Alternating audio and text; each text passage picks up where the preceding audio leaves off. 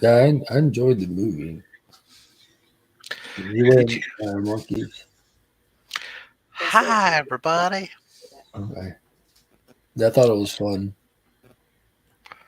Not going to get into a lot of it, but if you Well, like if you like the first one, there's no reason in the world you won't like this one. Like I feel like it matches. You know what I mean? It's not like some crazy direction shift. It's just same style, same tone, same vibes. It's a sequel. that's good, I suppose. Yeah. Though I'm trying to remember what I thought of the first one. So there you are. If you forgot, you go watch the second one to be reminded. Morning, Izzy. Good morning, Mr. Beckerman. Izzy, we are hanging out this morning. Let's talk some Shazam. Are you Well, planning on seeing it in the theater? Dr. Von Hoot. me? Mm-hmm. I don't know. Not this. Probably not this weekend because I have a list already of things I need to do this weekend, and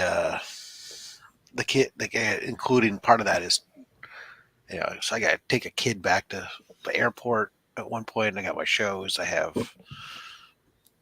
to do my taxes. Who do you have on Only Slab Saturday? TKB Comics. TKB Comics. I'm not sure I've heard of them. There's Sorry, Instagram. this is my last off weekend until after Masters. Mm, Oh, it's at that time of year again already. Yeah, Masters Spidey's doesn't here. I'll be right back. Masters doesn't get over until April 10th is when like the majority of people finally come back to pick up. And here it Okay. is, March 17th. This is the last the last little off time that I get. Before the craziness. Yeah, well, I'm saying like it's just yeah, just from here it just does this and then it just drops. It's over when it's over.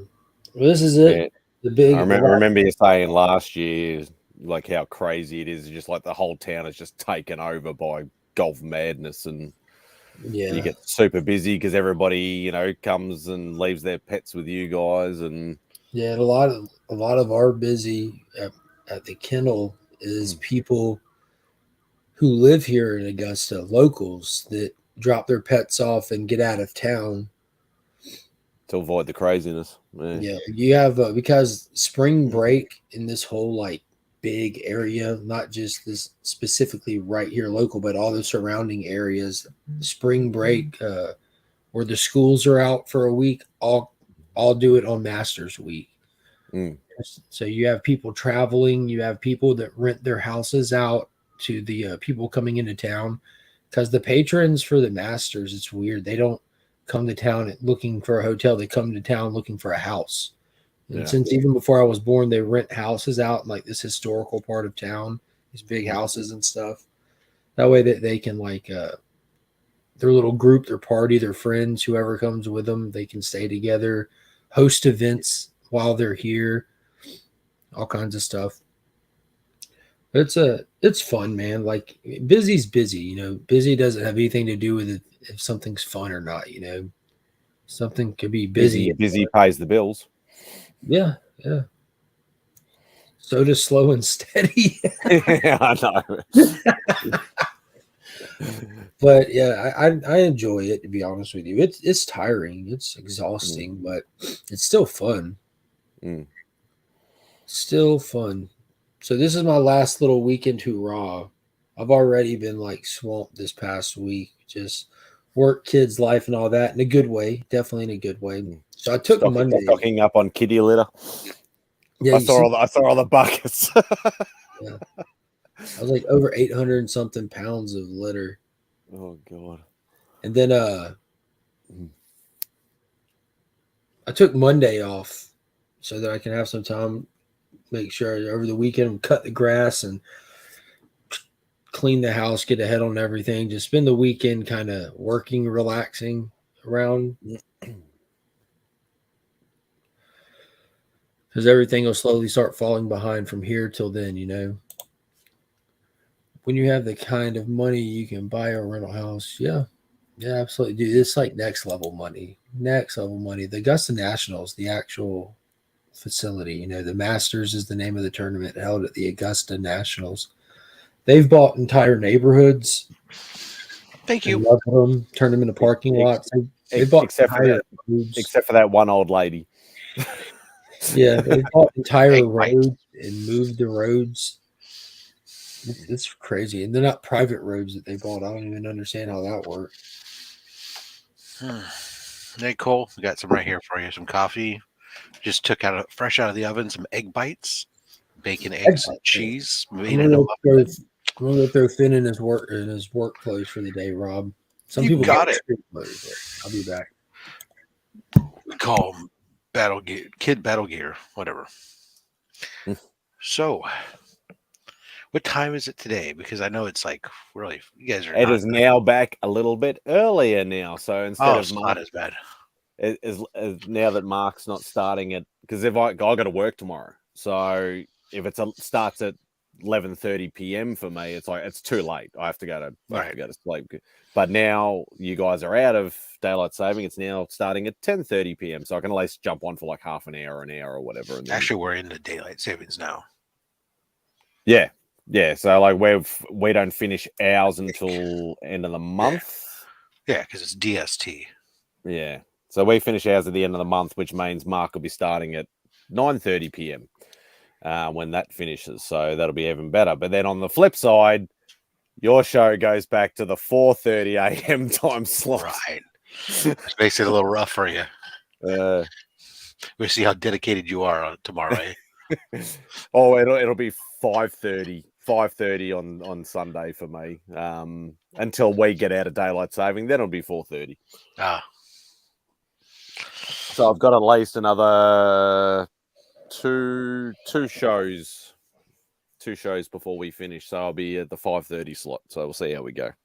Yeah, it screws with me too. I'm all day long. I'm so used to set time in my interactions with Romania, Cluj, and London, and now everything's all screwed up on my calendars. Anywho, and we never get used to it. Beckerman says it's 6:39 here at Planet Comics or Planet Comic Con. Sorry, not Planet Comic Con. Yeah. It's excellent. They're gonna have they're warming up for Heroes. They got a small little group there forming up. Saw already yesterday Becker meeting up with Pocan Joe.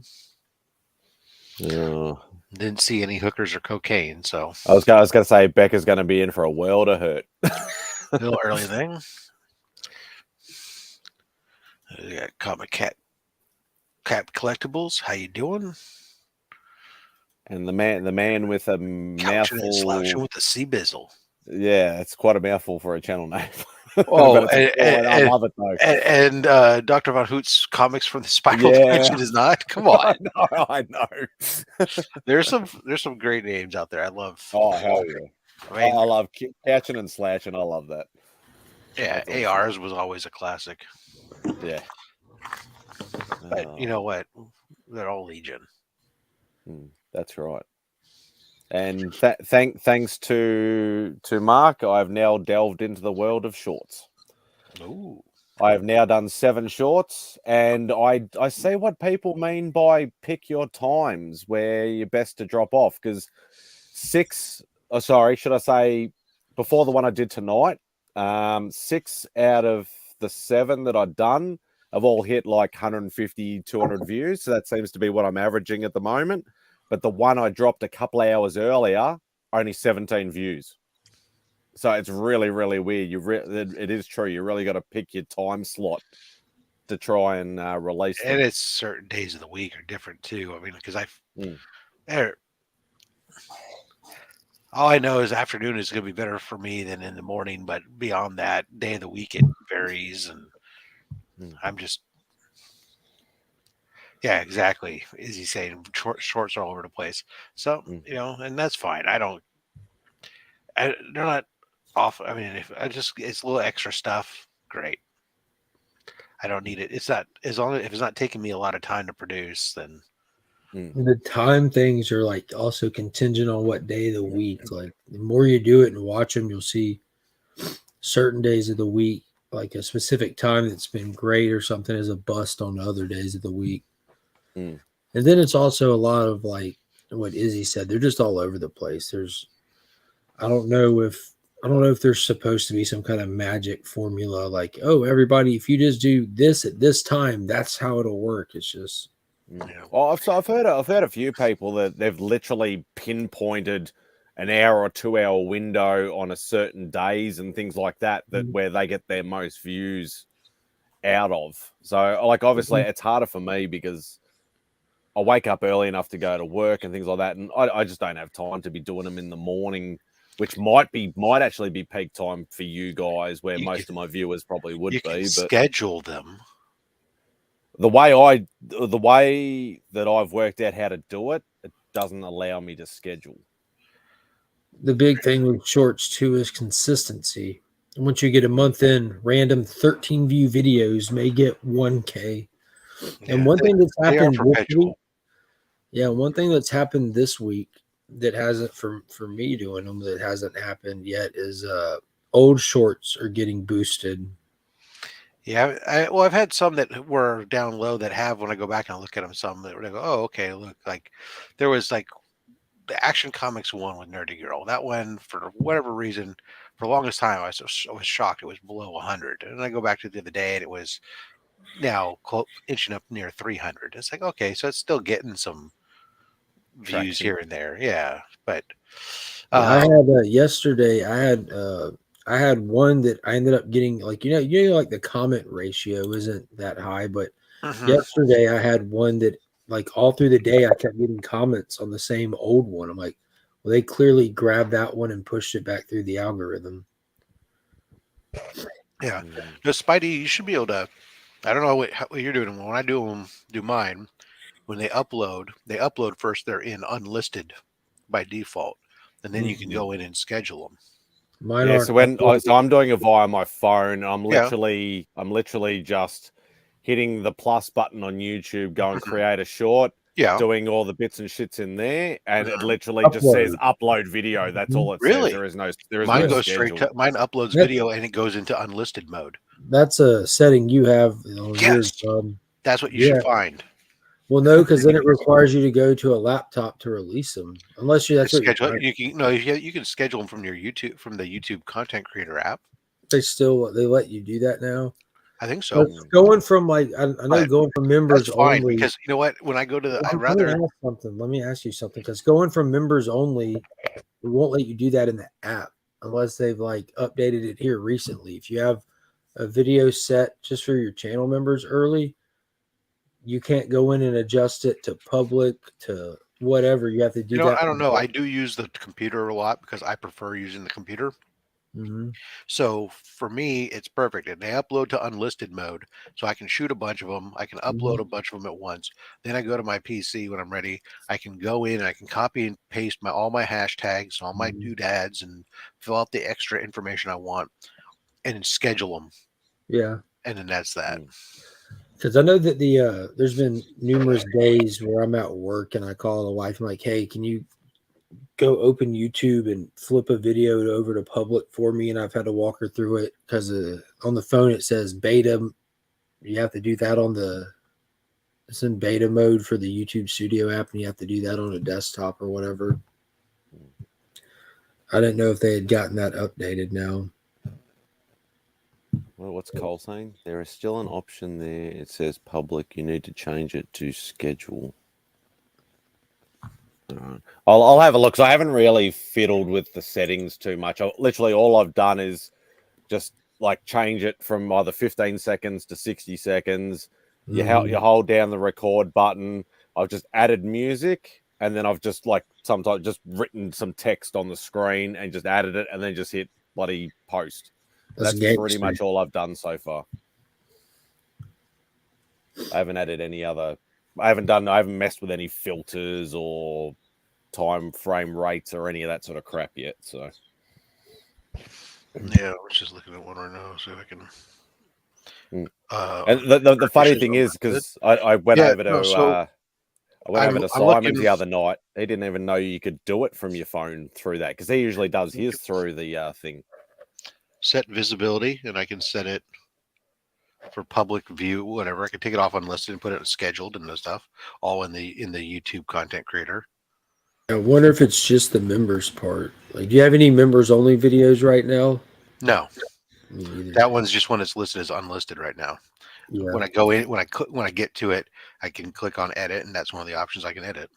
And you can always go in through your I've done that before, like when I thought about it, but you can go in through your browser, put it in desktop mode, and go to YouTube on your phone. As long as you don't go to the app on your phone, you can go in. Cole's sending me photos now. Yeah, I bet he has like where he's like put little circles on it and arrows. Yeah. He did that for me, Despite what we may say, Cole's an okay guy. Let's just be honest. Yeah, despite how Cole acts. Thanks, Cole. I'll next time I do one, I'll have a look at it. Because I literally only I did a pre-recorded video tonight, and then I thought, nah, stuff it. I'll just do a short as well. So.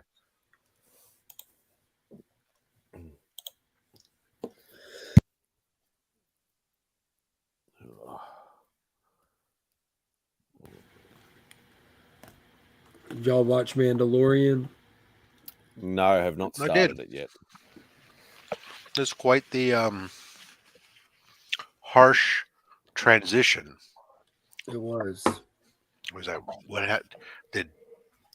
I honestly think I paused for a moment just to make sure I was still watching. That somehow I didn't hit a button and like change the channel or something. I don't know, Yeah. or change shows. I did say Mark's post about I've watched 3 episodes and I'm done. I model off. Well, it also works well for me, Blue Hilling, in that it's green, so it passes me for no pinch zone for St. Patty's Day. Oh yeah, shit! It's St. Patrick's Day today, right? Yes. All of a sudden, Kim's outfit makes more sense. The day more Catholics persecuted the pagans of Ireland. Yeah, I put up a post, buddy. Like, I'm done being excited for the show. I wanna watch it still. Because Beck and I really got into the first 2 seasons, so we're going to be. And that's the thing. Like, we haven't even finished Boba Fett yet. I know a lot of people said, "Oh, don't bother on that." We still want to watch it to make our own opinion. And why? You heard me and Rob's opinion. Why do you need your own? Because I'm always like that. That makes no sense. No, I'm for you. Somebody watch it. Yeah, like we've always, especially me, like especially with movies. Like I know there are some movies that people like, all critics, all the people you talk to, we all hate it, but I've loved it. I've never ever heard of a movie where I'm like, oh, people didn't like it, I'm skipping it. I've never heard anybody like that. I don't think I know anybody that's like that. You can hear reviews and this and that, but you still at least are curious or make your own opinions. But when the way to look at it for a Star Wars person is look at, hey, it's still Star Wars content. Bad Star Wars content, still Star Wars content. It's like me with Marvel stuff. Like I watch everything Marvel. Sorry, Mike, go on. Yeah, it's like Drew Barrymore. I'll watch anything she's in, but I've seen a lot of crappy movies. Heard, yes, sir. But the I don't know. I mean, I'll be curious. I get what they do with it, but it was just a very interesting. Like they go from telling one story to completely altering pace and talking a completely different story with different people. This is the first episode where we had like a secondary writer on the episode, and now I get why. Yeah, it's you can tell it's like it wasn't Favreau's cup of tea to tell this story. It wasn't his bag of tricks or knowledge on the characters and lore, probably. So they brought in the other writer who's more familiar with the content of that story. Yeah, like I said, it's still so I don't think it's horrible, but I think it's just horrible in the pacing and the tempo and the momentum after we just had something significant happen with our heroes to all of a sudden like transition to this other story that's starting up fresh, cold. We have really minimal backstory to what's going on with it. It's exposed, Yeah, I think. and we're curious. Why do we care? And hope the hope is that this is now going to come, and they're going to weave themselves around and even potentially tie into some of the stuff that was just happening to our heroes. But I had like people that I have talked to people when I put that initial thing out there. People messaged me and stuff, and I talked to people, and they're like, "Well, don't you know this is the origin of the clones?" I'm like, "No, it's not. You are so wrapped up in wanting to like it that you don't realize we're 30 years past the clones. right, This is not the origin of the clones. Cloning is not some kind of lost art. Cloning is not something they're discovering. Like there's an entire race of aliens that have perfected it. There's an entire planet of Camino where it goes down. Like cloning's not a mystery. well, they're not anymore. That's been obliterated. It's been outlawed. Well, Like, it's been obliterated. have they wiped Camino out of the star system? Yeah, that was in Bad Batch. Saying I'm not watching Bad Batch. When did they blow Camino up? In Bad Batch, I just told you. I said how, like when. I'm not saying what series. I'm saying Oh, in what time? What part of the timeline? This is before the rebellion. Yeah, that's the vibes I got too. They're clearly Post Order 66. So it's before all this. This is more. Yeah, the clones for Palpatine. Absolutely. This is what that. This is. It's the snow. It's all those clone stuff. It's laying the groundworks, obviously, for the new order. And that's kind of what we're getting. But it is just suddenly, and like some people say, it's very Andor-esque. Yo, I thought it was clear too. I thought it was clear as day to me. Again, I don't watch the cartoons. Like I love the original trilogy. I absolutely love the prequel stuff. But I think where it's not clear to people, DVH, is simply that there are people, for those of us that are into Star Wars, whether or not you're really, really in, or whether or not you're just, hey, I watch the Star Wars and I can follow along with it. That's you're presenting a series of stories out of timeline out of they're all over the place, and you have to take each piece and assemble it mentally. It's like watching Pulp Fiction. You have to assemble it yourself into the correct timeline, and for some people they don't. I would feel bad. Those pieces. Like it's like dawning on me how bad like it is for people that don't watch like the Disney Plus Marvel shows, which are pretty straightforward and don't do too much to the overall story. But if you just watch the movies, you're gonna start getting pretty choppy for you. And for Star Wars, like from day one, they didn't make a big like grand announcement for it like they did with the Marvel TV shows. Like if you don't watch everything we put out, the cartoons, the this, the that, the this, the that, you're going to be fucking lost because we're going to be referencing that, taking into no consideration that the vast majority of the audience just hits like the live stuff. They don't put enough context into they don't put enough exposition into the live action TV shows at all right now. And you got to like that whole concept Jim Shooter came up with, like every comic is somebody's first comic. That's why you always have like those in the beginning of a comic book. You always have like they work in the name of the person that's involved in the book. When people are talking to each other, like, hey, and they'll call them by name, and stuff like that, just so they're establishing there's no establishing shit. It's just, that's why it's bad. Like it until you get to what they're referencing, the little blurb down the bottom. Oh, this happened in this issue of this book or whatever. You're like, oh, now I have to go and track that one down, and then people start going, well, what am I missing? And yeah, everything. You're fucking missing everything, and that's why it's bad. And even then, even if you watch it, like God, who was I? I was talking to somebody. It was probably Becker, but they went back and watched the first 2 seasons of Mandalorian, and they were talking about how it was like Easter egg central for a certain stuff in Star Wars, but it's stuff that they don't do anything with. Like everyone, not everyone, a lot of those same people that I've talked to are like, yo, but this is a nod to this. That means they're doing this. No, that doesn't mean that. And 9 times out of 10, it doesn't mean that at all. They make Easter eggs, they make nods at things, but that's all it is. And that's okay for that's all to be. But people's excitement has been contingent on, oh, they're space whales. That means we're about to do this. Well, probably not. Most likely you just saw space whales as a little toss up to the people that saw the stupid space whales, which I thought was super cool. But well, yeah, I mean they're not doing anything with it in Mandalorian, but the thing that they do with some of these things, some of it's just like you said, some of them are just Easter eggs. They're there to help for those of you who are really into everything.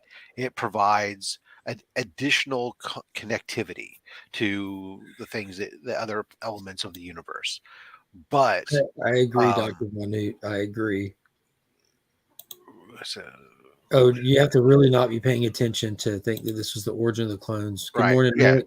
The when it comes to the space whale things, I think that whether or not that happens, whether or not they do anything in this series, it's more of planting. It's an Easter egg that's going to tie. We've already tied in. We've already had Ahsoka in here with Mandalorian. We know the Ahsoka show is coming. The Ahsoka show is all based around the search for Ezra Bridger and Thrawn, which were last seen with these space whales. So it's, if nothing else, is just a seed that's planted to remind you this thing and go, oh yeah, that crap, that's cool, because we're gonna potentially see them again, or at least remember that connectivity as an Easter egg for the upcoming Ahsoka show. Yeah, this episode kind of felt like a huge departure. Like I hate to just sit there and try to compare stuff to The Last of Us, but that's kind of like on the tip of my brain, because The Last of Us episode 3, it was like the exact same format. We start the episode with our primary characters that the show is following and is about, and then we quickly just shift gears to another place and we just hang out with this guy for this entire episode. And then when we come back at the very tail end, we're back with our main characters. But except in this sense, like I think they're trying to tell some kind of personal, heart wrenching, emotional story. And it was just flat. It was flat through and through. I don't think it was that they were trying to do. I really think it's trying to set up for something else. Whether or not, story. Like, I'm not talking about like what they're trying to do beyond that. I'm talking about like the tone of the story, though, like that music that was kind of like, I don't know, like that brooding music that trying to convey this loneliness and this utter heartbreak that he felt when she turned on him. Like, dude, like all of this is just, we're just sitting from the moment you meet this girl, you're just waiting on her to turn on him. Like it's just right. Well, yeah. I mean, I get that inkling the second that such didn't fit something there. But anyways, don't want to spoil too much of that. But we typically talk spoilers on this show. Mandalorian, or it was days ago at this point. It was 2 days ago. No. So they done 3 or 4 episodes of Mando? 3. 3 so far. In a universe where they picked up the Boba Fett story 30 years later, I'll give them the benefit of the doubt. After watching the Boba Fett show, I don't give them the benefit of the doubt. Like, what? A bold move, Cotton. Yeah, hope it works out for him. Well, look, I will always give them the benefit of the doubt until the end of the season, right? So, okay, you've set this up. Now, I'm just simply saying, I'm not saying that the information or the story that was told wasn't interesting or it couldn't potentially have a big thing. What I'm saying is it was a cold, hard juxtaposition when you're doing one thing with one set of heroes. All of a sudden, very unlike anything they've done in any of the Mandalorian series to date, we hard cut to a completely different set of people and characters that we've barely only ever introduced in the series, and follow them for the next 20 minutes on in a new setting which we're not familiar with at all. And then after we do that story, then cold hard cut back to the other. It doesn't. It is just the way that it was set up, the way that it transitioned. and everything. It was just very hard and not what we had seen to date. Yeah, the lazy writing is what's really killing me. Lazy writing is what I've been talking about from the start of this. Like it's, the whole premise of this episode is this guy who they're establishing as some kind of clone scientist, which before, like he was in one episode previously, like wanting to experiment on Baby Yoda. He's in a couple episodes actually, but now he's a specialist in cloning. Okay, I'll take it. Whatever. Like that's not what he was doing before, but now that's who he is. That's exactly what he was doing before. He was cloning Baby Yoda. Well, he had always been wearing the cloning stuff, so the whole thing of why he wanted the DNA was so that he could utilize it. They needed the force sensitive DNA to do cloning. And then the whole thing in this is they have all the old Empire stuff is mothballed on Coruscant, where they're decommissioning everything and just dismantling it and getting rid of it. Uh-huh. So they want this girl who's working with the bad guys, the Empire, who he was working with. They're like reconditioned and getting reintegrated into society. They're all bonding as reintegrated citizens, and he recognizes her from their time on Grand Moff. Is that his name? Moff Gideon. Moff Gideon. On Moff Gideon's ship. They end up walking around having glow stick pops together and this and that, and talking about how maybe he should start his research again. Which was weird. We can start the research again. We can do it. Like, oh, okay. Well, like the Republic doesn't know what's good for them, but we do. We can do your research, and they'll love you for it. No, okay, whatever. Well, I'm going to just continue to let it pass. So their plan is to hop a bunch of trains, go through a bunch of illegal checkpoints, and get to the mothballed Imperial Starfleet. Yes, ma'am. We don't do popsicles for breakfast. You know that. And so they get there. We're gonna we'll let all that go. They get there. They go in because they need to get to a lab where he can work. He needs a good lab space. Well, they go into the actual lab that's on the ship. Equipment. They're going there to just steal some equipment. Yeah, the lab and the equipment. And they decide the lab. We don't need the lab. We'll just get the equipment and we'll take it with us. Because if getting here without it wasn't hard enough, we're going to take all this shit back with us. Right. And on their walk out, cops roll up on them. And like, put your hands up. They put their hands up, and the girl turns around and picks up the equipment, and she's working with the cops. They then take scientists and they fry his brain. They were just going to erase it, but when no one's looking, old girl turns up the heat on the machine and completely fries his brain. So, what did they need him for, Rob? What was the point of this guy at all? That's what I'm trying to figure out. What was her game plan from the get-go? Why did we need him? Why couldn't she and her cronies just go grab the shit themselves? It isn't like they need to know what to grab, because if that's the case, they would have had to keep him alive. Like, dude, he's fried. He's done. They don't need his knowledge. I have no idea what her end game was. They don't need his knowledge. They don't need his skill sets. They don't need nothing from this guy from the start. She's the one that took him to the lab. She's the one that knew where it was. She's the one that broke in. He was useless. The only thing that they needed him for in this entire episode was to carry the box of supplies from the lab outside the ship. That was the only purpose he served. Unless the game plan was originally for her not to turn him over, but when all of a sudden they got caught or whatever, that it turns out that she just completely flips to save her own shit and she set him up from the beginning, though. Like, all those cops there knew she was there. That was the whole plan. I don't know. Well, who knows what we'll find out. Hopefully, my fear is that we won't find out because it's just a lazy writing thing. We'll see. And that's the thing. It's early, and it was just like, but it's hard.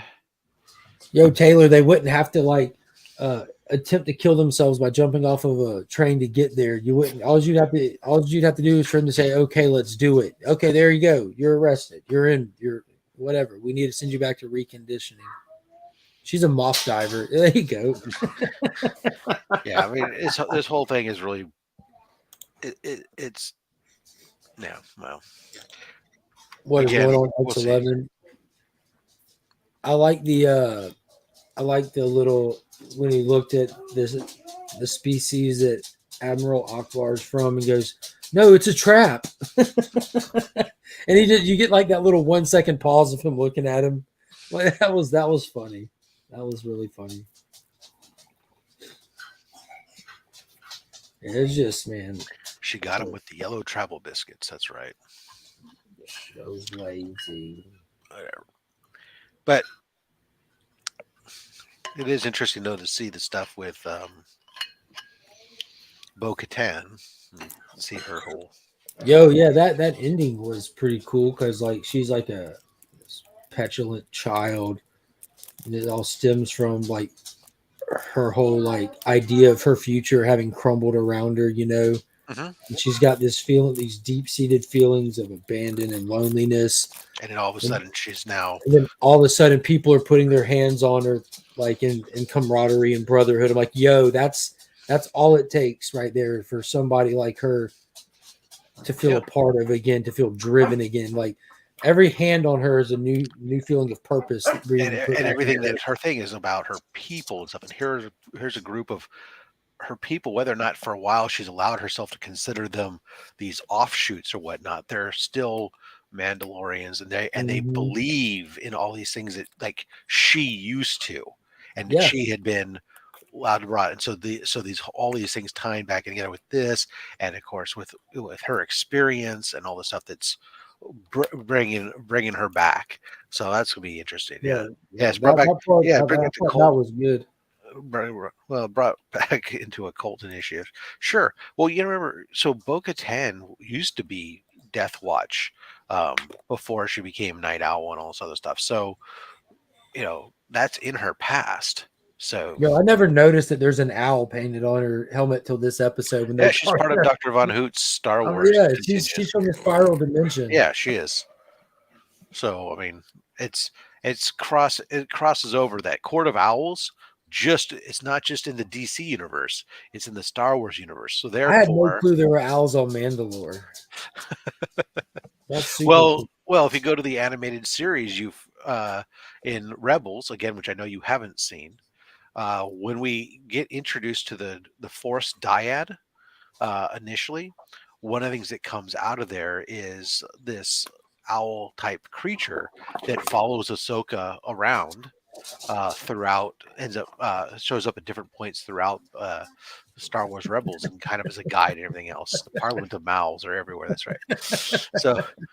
So the and again, it kind of there is this species of this kind of force space owl or whatever that we've been established within the Star Wars universe that seems to have some sort of connection to the Force Dyad and all this other stuff. So, Norrin, you can definitely draw similarities on like the most bareness of the story for sure with Joel and the kid. The primary difference being quality writing. That's what separates the two. Might just be doing too much at once, and it's just going to take a while for it to pan out in this season. And if it does pan out, if they stick the landing, it'll be great. If you're doing this much and it delivers. But it's just, man, they're just all over the place right now, and some of the moments just have me face palming. It's true. Got it. What do you got? Oh, I've never taken a fig pin out of its box, so I was trying to work out how to do it. A fig pin. Fig pin. Oh. Yeah, like oversized pins in a little hard case. I thought this was like some kind of food product made out of fig, like a fig Newton. I thought, I don't know, what is a fucking fig pin? I've heard of fig Newtons, but never a fig pin. Yeah. Yeah, they're pretty cool actually. I'm not a big pin guy. Like Beck absolutely loves pins. She got her boss actually said that there was a shopping mall near her that had a pop-up Disney store. And so Beck went straight there after work as she was told there was pins there. and she went looking for like Stitch, and and she loves Stitch and stuff. And Beck's younger sister loves Nightmare Before Christmas as well, and she was trying to look for some pins for her. And then she said there was hardly any, it was just mainly just crap. There was hardly anything there, but she did pick me up. They did have some Spider-Man pins, so she picked me up those. And then there was a set of 5 Iron Man pins, and she's like, "Oh, do you want these as well?" And I'm like, "Oh yeah, I'll have that." Oh no, they're $30 each. No thanks, not for $30. Wow. Yeah, I'm like, nah, not It's happening. like, what do you do with them? I mean, it's like, or Beck actually started making, like, she'd actually buy from like art shops. She'd buy like a canvas on a wooden block, and then she'd paint it up and stuff, and actually stick them onto canvases. Okay. So that's the thing is, like, my wife likes pins too sometimes, and she gets these things, and it's like, then she's trying to display them leaned up on a bookshelf or something. Well, this looks stupid. Because I know, like, Tyler's got that. He's got that massive board of all his Steamboat Willie pins and stuff like that up on a board. So there's plenty of ways to display them. But yeah, I guess I could build some kind of little stand or something. But that's what pretty much what Beck did, because she went over to UK with her mum a few years back. I couldn't go because I couldn't afford it. But all she did is just send back literally like boxes and boxes, like, full of pins. It was just too much to carry back, obviously, on the plane. Oh, Norrad. Yeah, we should get Thrawn, because Thrawn should be showing up in the. Well, we may not get. We'll probably not get him in Mandalorian, but we should get him in Ahsoka. Although this could be. All right, so hear me out on this one. We know that. Well, it's a poorly kept secret that Thrawn is going to be the part of this Ahsoka thing. The Ahsoka show is supposed to take place in this gap period, I think, between where we're at now and what's going on. It could be potential that with at the end of when this new Imperial force that we saw, that when they said, "Oh, I pissed off some Imperial warlords," and they said, "Well, that's a lot of TIE fighters for a warlord," and potentially could be that maybe the reveal at the end of this episode, at the end of this season, could be that it's Thrawn back. So I've heard of Thrawn, but I have no idea who the hell he is. So Thrawn was originally introduced in Heir to the Empire as a character, where in that now non-canonical universe, what after the fall of the Return of the Jedi, much like we've seen right now in the canonical universe, there are remnants of the Imperials that, especially in the outer rims, that hold on to power and stuff.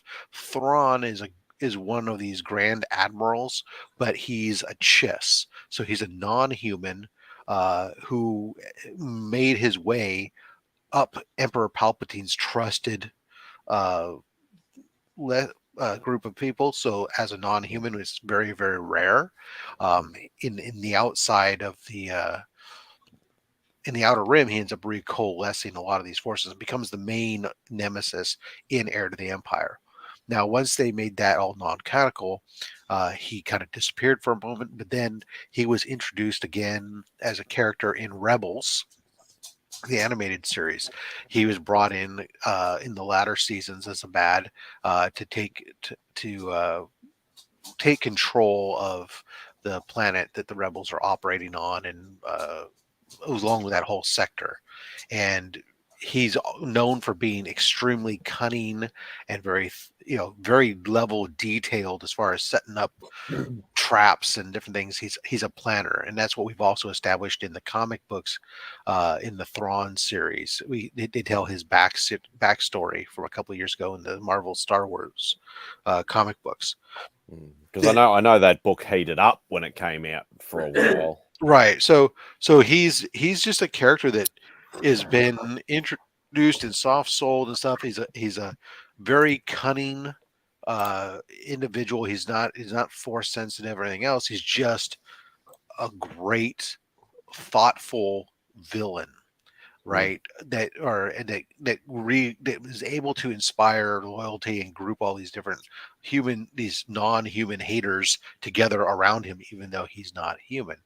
At the end of Rebels, he's basically take Ezra Bridger, and he end up being taken away by these space whales into God knows beyond the outer rim. And that's what Ezra does, that to sacrifice himself and to get rid of Thrawn, so that way the rest of the rebels can survive and go on to now form the Rebel Alliance, join up with the others to be part of the Rebel Alliance.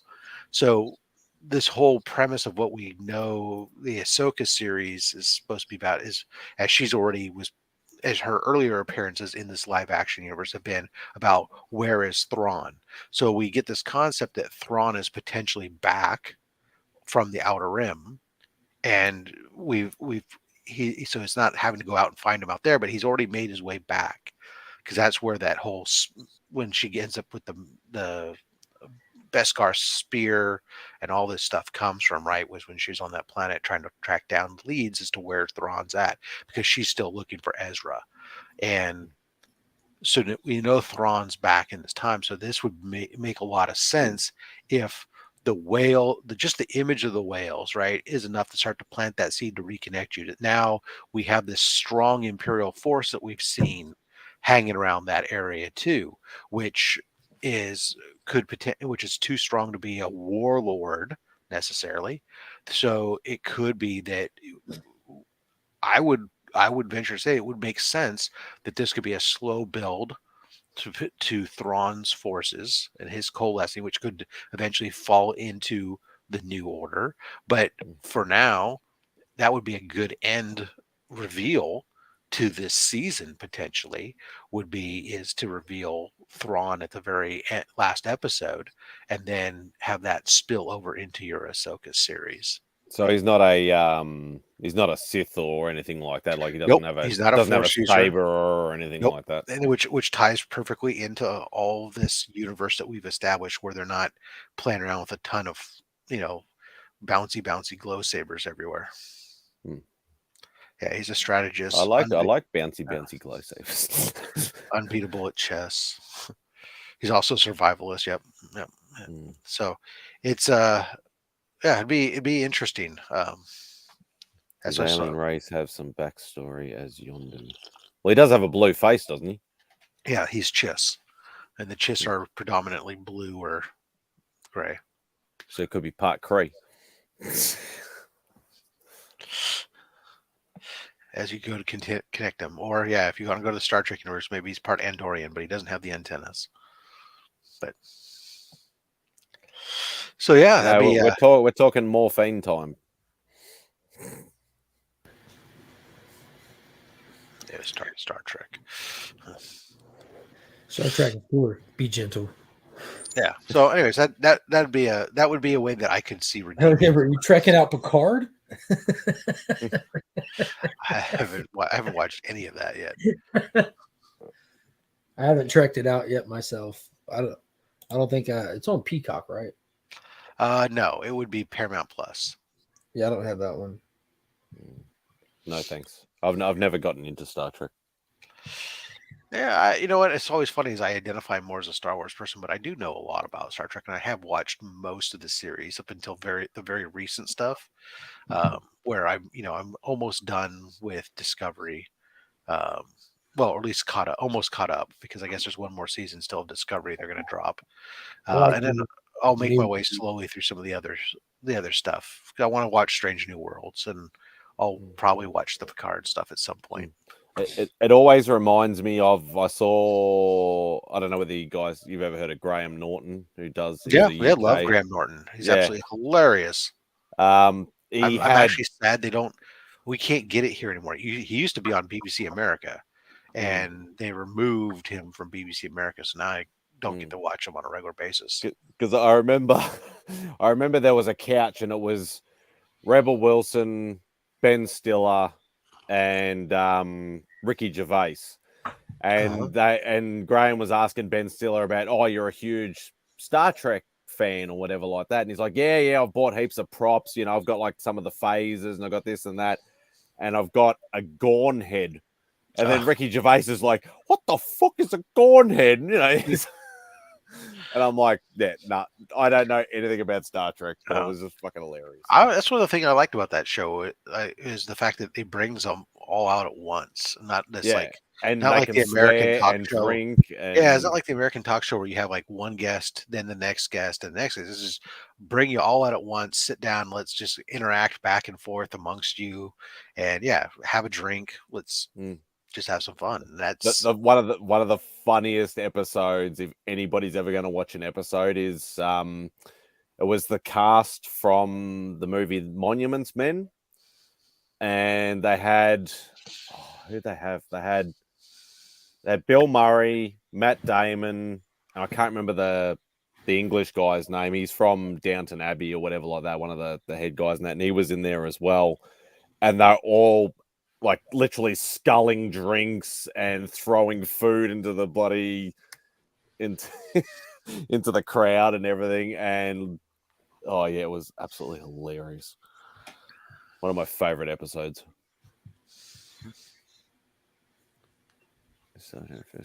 Yeah, if you go back and look at those old episodes, you see all kinds of people in various roles. Oh, you get some big names. Damn right.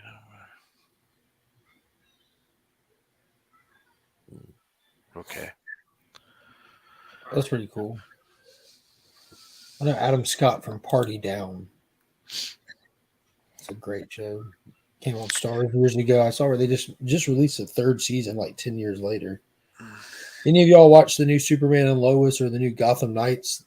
Both of those shows just started off this week. But I did just read that Grant Naylor and them figured out their rights to Red Dwarf, so we're gonna get some more Red Dwarf. Yes. Oh, Beck's younger sister will be happy. Yeah, they just figured out all the rights with it and stuff, so now they're all in the cast is saying yep, they're back, they're still in it. So Danny Jones. You really want me to answer that honestly, Steve? I can tell you who my favorite Ninja Turtle is, but I don't want to swear too much on Mark's channel, and I know he likes Power Rangers, so I'm not going to answer that one. My favorite Ninja Turtle was Mikey.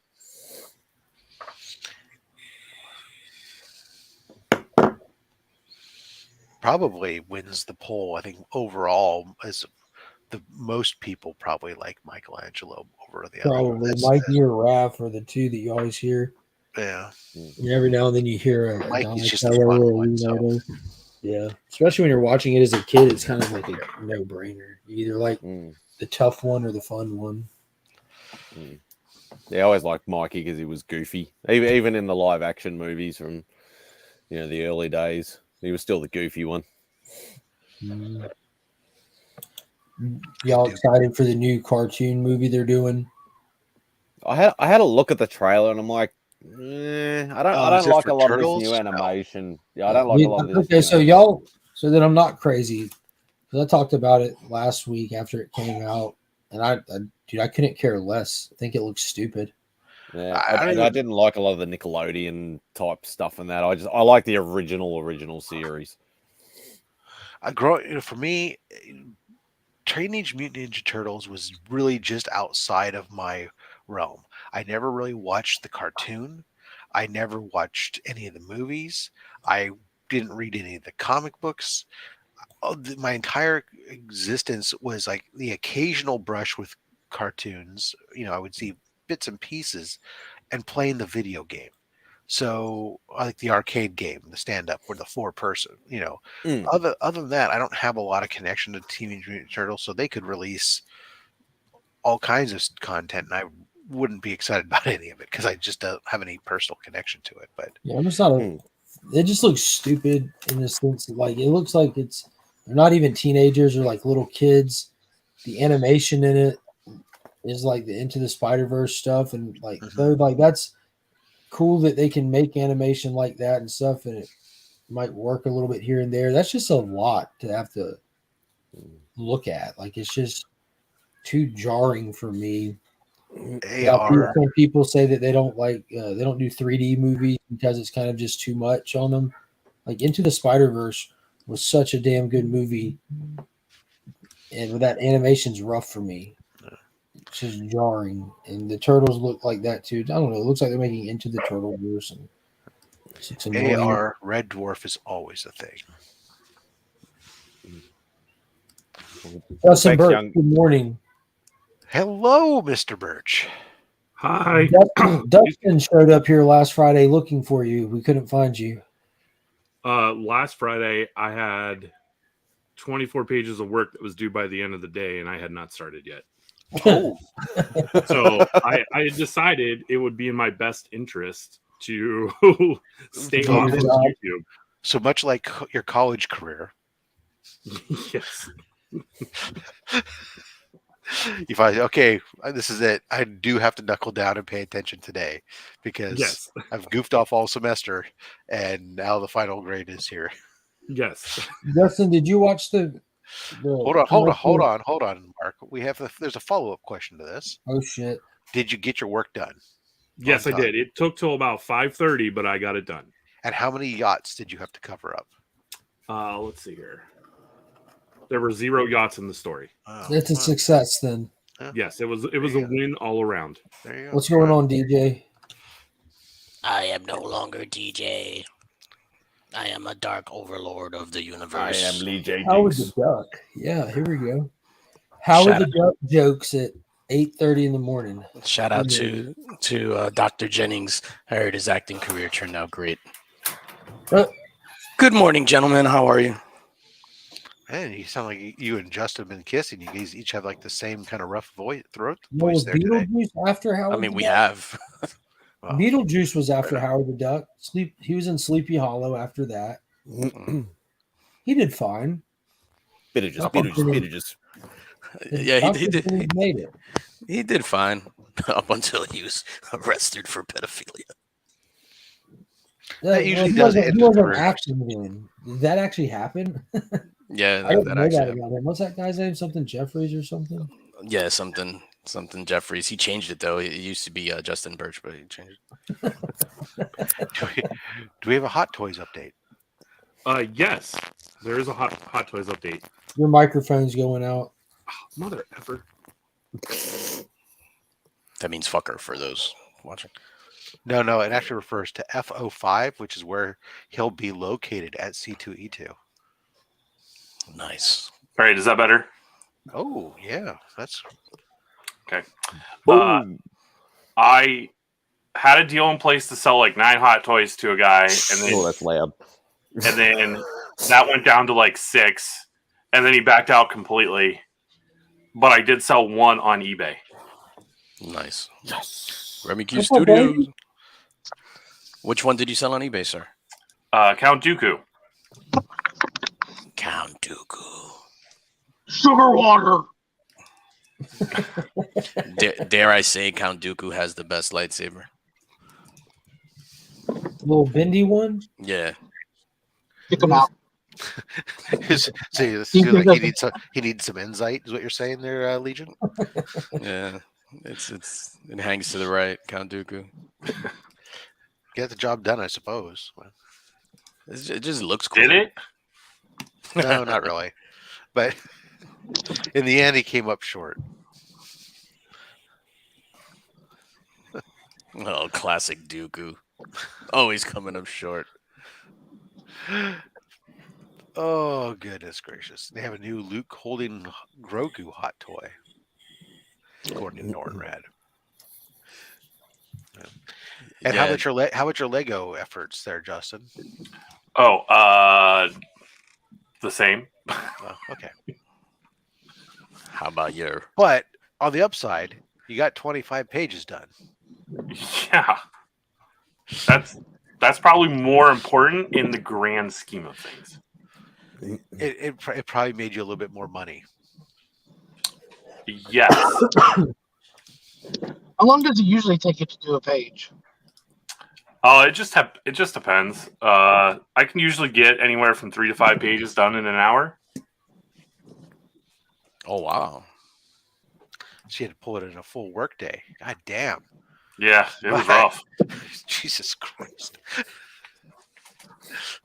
Did you guys You son of a bitch. Did you guys discuss Shazam yet? we touched on that Mark felt that it had about the same tempo and feel as the first, and therefore, if you liked the first, that you'll probably like the second one. Interesting. I saw it last night as well. And in your non-spoiler-esque review, what was your general impression of said film? Usually, I think I'm going to have to change my rating scale because usually I do the handies. Mark has the green. You have mustache length, like as far as like the rating scales. I'm gonna change my rating scale to how hard I throw my garbage in the garbage can when I leave the theater. So a light toss, that means it was cool. But if I like slam the whatever's left of the soda in the garbage can, that means it was really bad. What if you leave it behind? You don't even bust your own seats. That's Oh, a no, total that- fail. Yeah, littering. Yeah. because it's still dark in the theater when you're walking out. Littering is Thor: Love and Thunder is littering. Oh, Thor: Love and Thunder is definitely littering. I Oh, left the shit. stuff there because it was too dark to find it, to call it out because I left while the lights were still out. But you threw it at the screen. Yeah, I just to deviate, if you leave your stuff there, like there's a that's special one place thing. reserved in hell for you. But that's an awesome rating Right. thing. Shazam, I enjoyed the first one. This one was middle of the road or less than middle of the road for me. I thought I was there with like an angry face and then bust out laughing. So there were like two scenes that were like funny as all hell. One specifically, I almost cried. That's how funny it was. Other than that, it's like it really didn't do anything for me. I'm not like the characters or like whatever. I'll give it a one handy, and even with like a limp wrist handy. That equates to like a 5 out of 5. That equates to me throwing out the trash, a couple of popcorn spilled out, and I just looked at it and just walked away. Got it. Yeah, so I like Remy's Breakfast of Champions. What'd you think of the Snapping into a first Slim movie? Jim? DJ? If you compare it to the first movie for you, where does it stand? I really liked the first movie. It was surprising as all hell to me. Like I was just like, holy crap, this is dope. The thing I will say about this Shazam 2, it's the best Disney movie to come out in a long time. And I mean that in a good way. So it had the old school Disney like flubber type vibes. Like it was like, for that audience. Not bad for a non-Disney movie. Yeah, it was definitely whatever. But then it's funny because it's like Mrs. Lynx, who's a sweetheart. She was like talking shit about it, and she never does that with movies. Like it could be the worst movie, and she'll be like, "Oh no, but this was cool. This was cool." Like she was there, like even with the mean face. Izzy said it was fun. Yeah, I thought it was really fun. I don't like the first movie. I've watched numerous times. I think it's fun, but it's not one that like I'm like, oh, this is awesome. This is great. I'm not a fan of like the Captain Marvel being a kid. Like I just said it countless times. Yeah, but I like the fact that they actually address those things. The thing that I don't like, and I guess it felt magical, like literally, like, not like Disney magic, but this movie felt magical. Like they dive into. That's what's bugged me this whole time. What? Sorry, go ahead and finish your thought. I just remembered now. All of a sudden, you said something that just. Yeah, no, you can go ahead. I'll come back to it. I said, want to know what you have to say now. That's the thing. That's the thing that's bugged me about this movie. This whole thing is this concept that he's kind of like you still childlike when he's in Shazam, when he's in Captain Marvel form. Where's the wisdom of Solomon and stuff? They get into they dive deep in that. Yeah, deep into it. And as far as like Captain Marvel is like that's like your source of magic. It's not your origin of magic in DC, but that's your source of magic. We dive into that. Fuck out of here, Izzy. It was not better than Black Adam, bro. Like you. No, it definitely was not. Like not perfect, but we don't always need that. It was good popcorn movie, better. But dude, I think I would take Black Adam just because the tone, the style, the characters, like the action. I would take Gray Adam over it. This one, there was tons of action in this one, and because like I think they balanced it well because this is definitely a family movie. Yeah, like how the first one, like it's family oriented. You're dealing with a large cast of kids, so you're gonna get what comes with that, and a lot of the stuff that comes with that is stuff that I don't care for. I don't. It's not entertaining to me. It doesn't. A lot of it. has nothing to do with its quality. It's my like how much I enjoy that kind of stuff, kind of thing. But they balance it well. They really don't try to break down characters much in this one as much as just like hit a story and run with the story. But there's so much cool implication as far as like if the DCEU was continuing, like this would have been like a floodgate opening, a massive floodgate opening. Because like I said, Shazam's like the Rock of Eternity, all that's like such a source for the magic stuff in DC, and they actually dive into that. There's a lot of Harry Potter-esque things in here, you know, like flying books, talking stuff, and you know what I mean. Like you get into the magic in this one. Like one of the things that I really disliked in Rob and Mark, you both brought up the point about him still being childlike, and yeah, they dive into it in this. But when he's Billy Batson in his real form, when he's the 16-year-old kid, he's not like that. All of a sudden, he's more mature. I caught that too. He's more of a grown up when he's not Captain Marvel. I think kids would enjoy this movie more like, than Black Adam. I'm not a kid, so that's probably why. Yeah, you got like this almost grown up kid probably trying to, you know, be a man, and then you have an actor trying to be a kid and overcompensating. Yeah, it doesn't make any sense. Like he's 18 as Billy Batson, and then he turns 13 when he's Shazam. Kids would enjoy this movie more than Black Adam. I think it'll be easily split, because there's a lot of cool action in this movie. There really is. There's a lot of fun moments. And again, they literally hit the ground running with this story. They don't like if you want to go see superheroes, this is a good one to go see superheroes, because there's a lot of superhero. Yeah, no, I definitely think that it's a fun movie for kids. Like 13, 14-year-old, they're gonna love it. I could see them walking out of this like, how's Ms. Marvel? How's Mary Marvel looking? Yo, dude, I swear to God, like the first time that they do an outing, which is early on, I'm like, dude, if McFarlane does not make a Mary Marvel figure, I'm gonna riot. Yo. No, yeah, exactly, Izzy. That was the dumbest shit in the world, bro. That quote that I sent you, DJ. Yeah. I absolutely, dude, the wizard, and again, like this is one of those things. Like, you remember how like Thor just doesn't exist in our world, so when he interacts with our world, it's funny. Yeah. The wizard interacting with our world was hilarious. Like legit funny. Like that's one thing. Like I was actually laughing through this entire movie. I think different degrees of just laughing. It was funny. I agree with that. I think for me, just Freddie was what stole the show. Yeah, he was a lot of Freddie, and every time he was on screen was freaking hilarious. Like he's I can see him bring. He didn't get poop.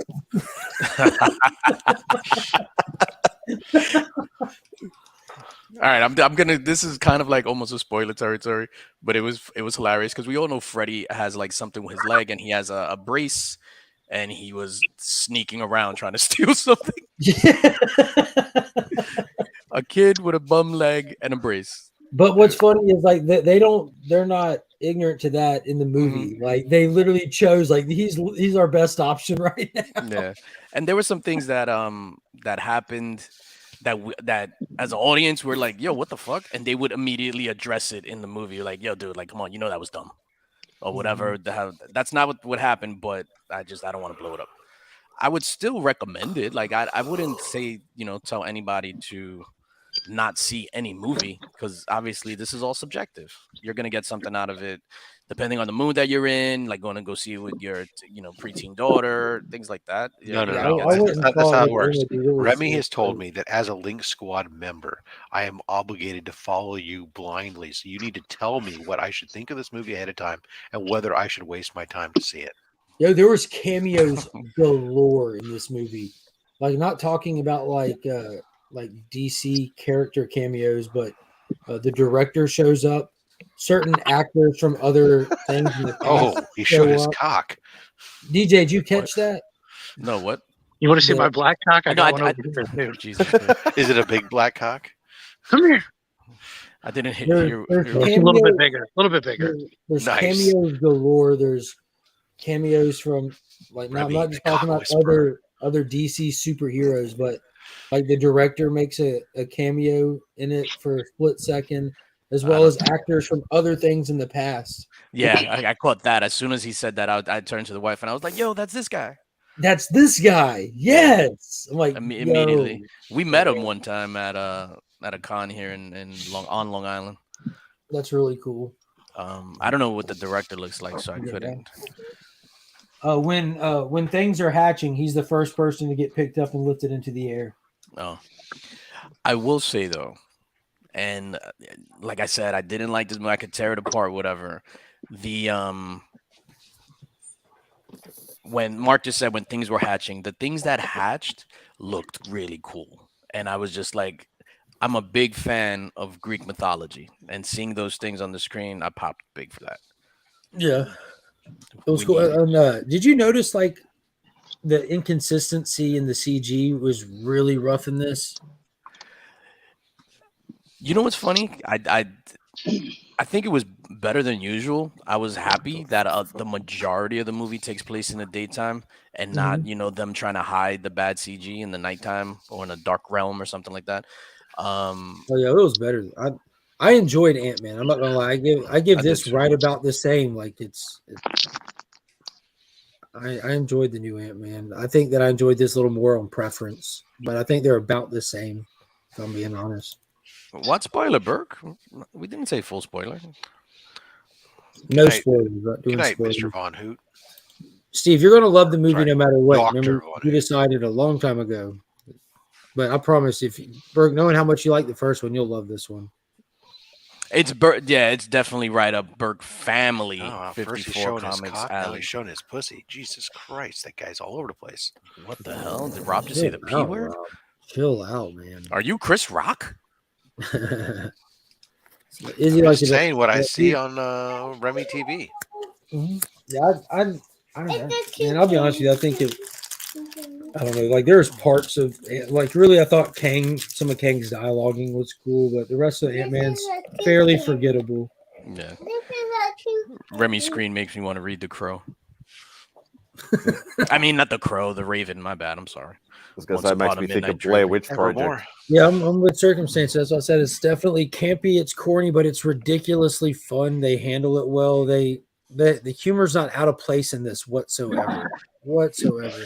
Yo, post credits are weird and seemed out of place. Now, Izzy, I'm gonna DM you real quick because I don't want to put this out there because there's 2 post credit scenes, which isn't a secret. Let's light some shit on fire. Yeah. The timeline of this movie, like watching some of it, made me wonder when like the original release was. Because this is a COVID delay movie that was figured out for a while. I love this is what I love about this world. Remy can go outside in his backyard, light shit on fire, and burn, and have a controlled burn. But in California here, they've now outlawed. They passed an ordinance to outlaw gas hot water heaters and gas furnaces because the natural gas burning is causing air pollution. I just want to sit out in the backyard and enjoy That's not fair. Nice fire. You should take your 8-year-old to see Avatar, Steve, before that's out of the theater. Don't miss it. Tell me, Mark, tell me as well, please. After you see the movie, I will.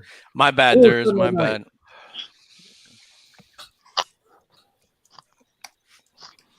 Yeah, I went to see it late last night. So, well, not late. We were in. What time did we go see it? We had tickets for 7:15. Half an hour worth of trailers. You guys have gender reveals and burn half the state. It makes sense, Rob. Jesus Christ. I don't know that now. I'm sure they're going to probably find a way in this new world with all the identity stuff that they'll probably outlaw gender reveals because you're assigning a gender to the child without them having a chance to decide what their gender is or some such. Your state's fucked up. This is too pointed of a topic. I cannot. Yeah. Sorry. All right, no.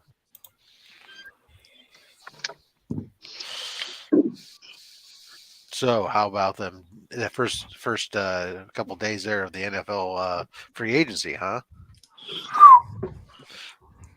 So I've back no to clue. Shazam. Back to Shazam, yeah, back- Yeah, I always do when there's a lull in the conversation. How about that local sports team from The Simpsons when Mr. Burns went to the bar and he didn't know shit about shit? Yep. Like, how about that local sports team? Oh, I fell asleep on Wednesday, and I didn't want to go back and watch it. Who ended? Who? I'm assuming that House of Black won the trios match, the Yeah. three-way trios. They did, Okay. but it was sort of the, well, as always, the post match shenanigans that sort of, I guess, is important. How so? Yes, So- aggressively relaxing is in the building. So the match ends, and then you have Blackpool Combat Club fighting with the Dark Order, and they spill out onto the ramp, and What then reason? Oh, What's that? just from the back. They're fighting in Yeah. the back and spill out into the front for no reason. Got it. Okay. Okay, so they're going down the ramp, and then somehow it ends up with Blackpool Combat Club climbing into the ring to take out Hangman Page, and who slides in behind him but the Elite? So they're sort of teasing the Elite reunion. Mm. Yeah, I just want them to get past the Dark Order. Like they try so hard to push the Dark Order and keep them relevant, and they're not. They're just Well, not. yeah, they should have introduced somebody to take over that whole thing at some point, but they never did, and they've just kind of limped along. And it's like, okay, great. If you're gonna either have somebody from within the group take over, or have them become frickin', I don't know, servants of the House of Black or some such shit. Well, they brought back Evil Uno's old tag team partner this week, and he was Right, with Stu him. Grayson. Mhm. Yeah. And on I that know, note, it's time I for me saw to go to that. bed. Yeah. Talking I saw them bring him back, and I saw them give See you, boys. him a good showing in their match. So that was cool. But yeah, I like All right. watching Jeff Jarrett. I just fell asleep at the final, and I just couldn't go back to watch it again. I was like, Yeah, truthfully, I don't even watch. I just watch 10-minute like recap videos on YouTube and call it a day. that's really what I need to go back to doing on some of these, is just go back to watching ups and downs for my recap, because that's generally what I used to do. Is on some of it was just watch ups and downs, especially when WWE was unwatchable. But it's just too much. It's a lot of content to keep up with. I mean, now especially, I'll have to watch it anyways, just like because of ROH now and all this other shit. But I don't care about Jade Cargill squash matches. I'm tired. I'm done with that shit. And I just wish that they would just like let Britt beat her. Like she's running, like she just fights jobbers all the time. It's so boring. yeah, it's. It bothered me when they gave her that belt to begin with, because This was hilarious. she didn't have the skill, and so they've been doing this whole thing with her this whole time, with this building up this 50 something run, while she's been doing the journeyman work that she should have already done before they put her on screen. And that's, dude, the promo that they did with the Reba Mitzvah, that was fucking hilarious, because that shit was like hit on a lot of real notes. And what's weird is the way that AEW will allow them to do that stuff that does not cast them in a good light at all. It really makes them look bad about airing all that backstage drama and shit that's going on out on TV. Even if the fans already know it because of the world of social media, it's still to have that sit there and go, that's just weird. Ooh, Britt dropping a Jamie. That would be interesting. I'm really kind of confused by the whole. I'm confused by Britt to begin with. The fact that people dig Britt Baker, I can't stand her, and the fact I like that, her. and What now this can't whole you- the whole face turn Why with them. Why can't you stand her, sir? I don't know. I just never thought that she's all that great, and how the way that they made her the face of that division and everything was just kind of really just annoyed me for some reason. But look at everybody. Look at everybody else that's there. It's not that she's not good. Don't get me wrong. It's not that she doesn't have talent. It's just that for whatever reason the character just annoys me. Yeah. But the whole face turn with them is kind of interesting. Abrupt. Yeah, it happened fast, like with Soraya coming in. Yeah, I feel that way about Ruby Soho, but for all the opposite reasons. I think Ruby she's Soho terrible. annoys me. I think she's can't terrible in the Storm ring. is She not can't good. promo for nothing. Like, and I don't know. There's literally no redeeming qualities about her as a wrestler. No. There's one. Her theme song. I don't even like that Rancid song anymore. But I don't even like that song anymore. From every time I hear it, I'm like, oh God, here we go. She was all big kick hype Justin off. coming in, but then she's done nothing since she got there, really. But it's that whole. There's a lot of girls in that division. They just can't cut a promo. And their performance in the ring. They're strong, is independent women. jerky. Yeah, but she's Chris Statlander. Yeah, I wonder where she must be out hurt again or something. But she is, isn't she? I think so. To your point, Rob, about the entire division, I agree with you. mm-hmm. Britt Baker is definitely the lesser of the evils there. Like she can cut a promo. Yeah, and she's fairly fluid in the ring. Same thing, and that's some of the people that they have are just like really bad. Thunder Rosa's on the run. She's down south right now trying to. She ran and hit in the locker room, and as soon as it was safe, she got out and kept running.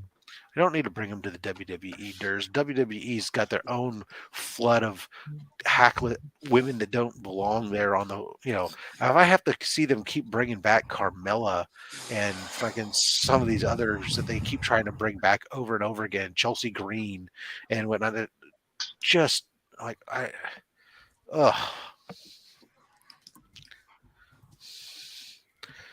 Carmella, I can't understand her fucking being back again on the circuit. It's like, how many times do you have to get rid of somebody? but I think what happens now, and correct me if I'm wrong because I'm not the wrestling encyclopedia that I used to be once upon a time. Mm-hmm. I think everybody's just getting a reset. So we saw Carmella was awesome in NXT, then we got Vince McMahon Carmella. So now it's like kind of rebranding almost back to that NXT character under Triple H's tutelage. Triple H is trying to do some rebranding with some of that, going back to what was working for him and stuff. And but I don't know. Some characters aren't working. Like, I think we're done with Hit Row, right? I think they're gone off TV now finally, and they flopped coming back. Yeah, super flopped. Yeah. Yeah, so some of those will hit, some of them won't. Where's Ciampa gone? He's gone off the TV again. And I think he was hurt. Oh, that's right. He did get hurt. That's right. Yeah, I think he was hurt. And that's where the whole OC now thing fell apart because AJ Styles got hurt, and all of a sudden we can't do any. We don't know how to use the Good Brothers and without him. So we couldn't just insert them into the tag team division for some reason. That doesn't make any sense. Yeah, I know, it's so stupid. And then Gunther, man, Gunther is my guy. I love Gunther. Yeah, well, what's great about him is he reminds me of an old, like, some of the old school stuff, the Killer Kowalski and stuff like that. And, I'd love to see Gunther rip out an Iron Claw on somebody. Yo, Gunther is so old school, man. Yeah, no, it's a good.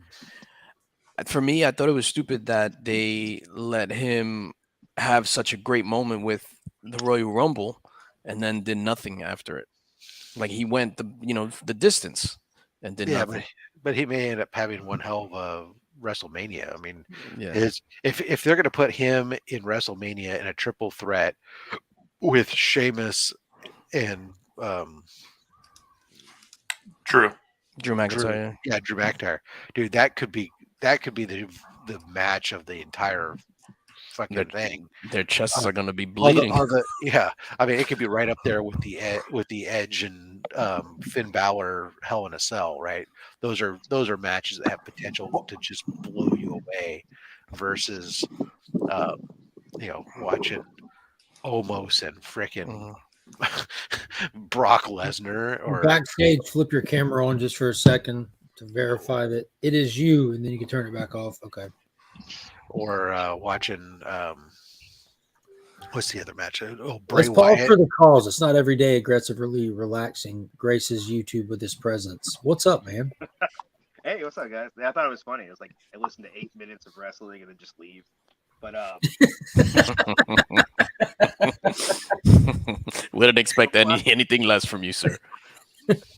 what happened is we lost power in Atlanta here for a bit. I don't know why, but it's all back up and running now. It seems.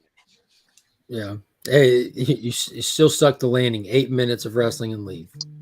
Now, is that just what your table naturally looked like already? I see the coffee mug has changed sides of books.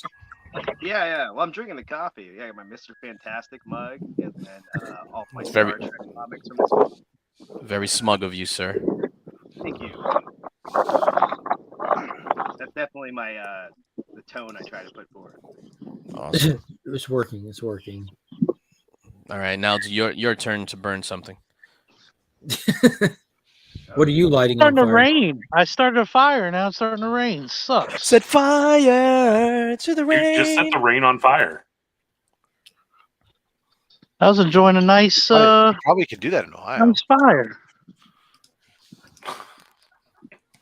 So And now it's starting to rain. didn't there say I Bobby Lashley? Bray Wyatt is disagree with out you, of Durst. WrestleMania. Bray Wyatt, no, Bray. As of yesterday, it was saying that he's still expected to be there, but he's dealing with some physical issues, is what the story is, and that's why he hasn't been on. He hasn't been doing any of the house shows, or hasn't been on, but it's making it for a very lackluster build-up because He's not there. It's one-sided. yeah, he's not doing any of the build-up, and it's just this match that was out of nowhere where Bobby, him saying, I'm going to fight the winner of Brock Lesnar or Bobby for no reason. And then, now Bobby trying to like build this match up to some degree, but on a one-sided promotion where there was no backstory to begin with. So it's really just like, it smells like the almost in Brock Lesnar match of like Vince McMahon of just like, let's get the two biggest motherfuckers and put them in a ring together, right? Undertaker versus Giant Gonzalez. Yeah, it's just. So Izzy says Rock can show up and start something for next year. I doubt we'll ever see Rock wrestle again. No movie company, the busiest man in Hollywood, no movie company is going to want that because they have to insure him after his last match with John Cena and he tore his whatever and he was in the hospital and set a movie schedule back for like a month, costing them to lose money. I don't think anybody's going to do that. That's just me. I would love to see it though. Yeah.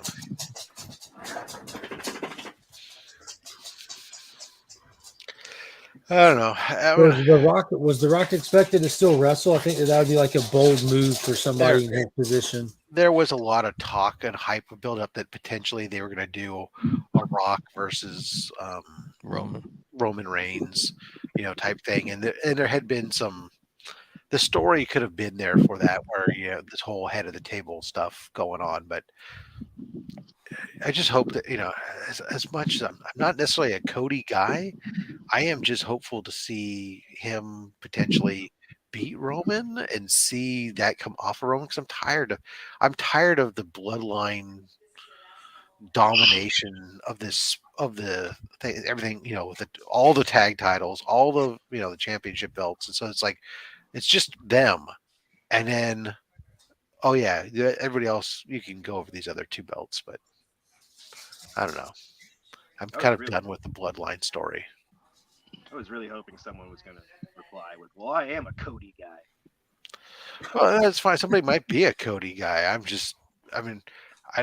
I appreciate what he's done, especially his perseverance through that torn pectoral shit. But he doesn't excite me as a wrestler. That's all. That's all. That's just me.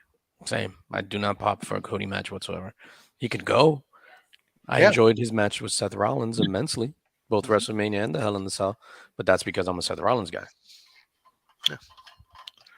But putting the belt on Cody could be that's going to be terrible. He'll probably do it, or if they do it, I'm surprised that they hadn't figured some way to split the belts. That's what I thought that they were gonna do that. Like I thought they would have done Cody Roman one night, Roman Sammy another night. Well, I don't even know how I would have done. Asked Roman. I don't know if Roman would have done 2 nights, but I think I would have thought that before WrestleMania, we would have found a way to split these belts. That way, you could have had your one belt each night type thing. But I mean, now, I mean, obviously, I guess instead they're going to be. I assume that the main event on the first night will probably be one of the women's championship matches, probably the um, Charlotte Flair versus Rhea Ripley, probably. Or the Usos versus Sammy and Kevin Owens. Yeah, That's the way I think that they're gonna go. I'd rather see them give the nod to one of the women's matches, but I can see that happening. After you just tore down the AEW women's division, Rob. The And smells of hypocrisy. And the WWE's, but those are 2 women who can go. How about that Mary Shazam? Star Wars. Yo. Ooh la la! She got the big bonkers. All right. Yeah, those tag team champions should have been tag team titles should have been broken up a while ago too. But Wonder Woman. Linda Carter still doing it, yeah. You guys ever played the DC Lego games? I played Batman. What was it? Yeah, I missed it. played the first Batman one back in like I 2013. can barely hear you. What'd you say? Oh, the DC Supervillains game on it's a video game, right? It's all Lego, but it has all of these different DC characters. And every single time you change to Wonder Woman, it does the Wonder Woman. It's great. Yes. Anyone who's a big DC fan, I really suggest playing that because not only does it do a whole bunch of like deep cuts and has a bunch of interesting characters and like the powers they give them make sense based off of like history, but also like Kevin Smith is in the game. Who else? Like Conan O'Brien shows up. The dude from Arrow has a whole DLC that's all Arrowverse, but Lego. It's great. A lot of those Lego games are good. They're funny, dude. Oh, my workday has started. I need to turn my email on so that way I can see if there's anything important that I'm supposed to paying attention to, I suppose. You mean you don't have your email on 24 hours a day like I do? No, I do not. So I make a point of establishing a work of his life entire. balance. My buddy Brent's doing a deep cleanse of his entire collection, and he just messaged me now about it and sent me a CLZ list. And said to go through it, see if there's anything you want, and pass on whatever. But send it out to any of your friends that you want to. Any of y'all interested in it? Yes. Yeah, Sure. Look Sure. It is Brent, the dude that used to do YouTube with me when I first started. Yeah, the guy you Yes, picked up for sure. I know who you're talking about more than these guys do, so I think you should send it to me first. All right, I'll Dibs. send it to you first for me. Thank you, sir. Yep. I knew him as a kid. Did he have a big head? He did have a big head. Oddly enough, he did have the Fu Manchu stash too back then. He was 8 with a Fu Manchu. Shout out to Brent. That's impressive. Remy, it's sent.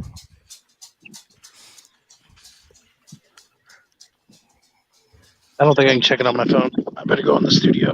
Ugh. I can check it on my phone.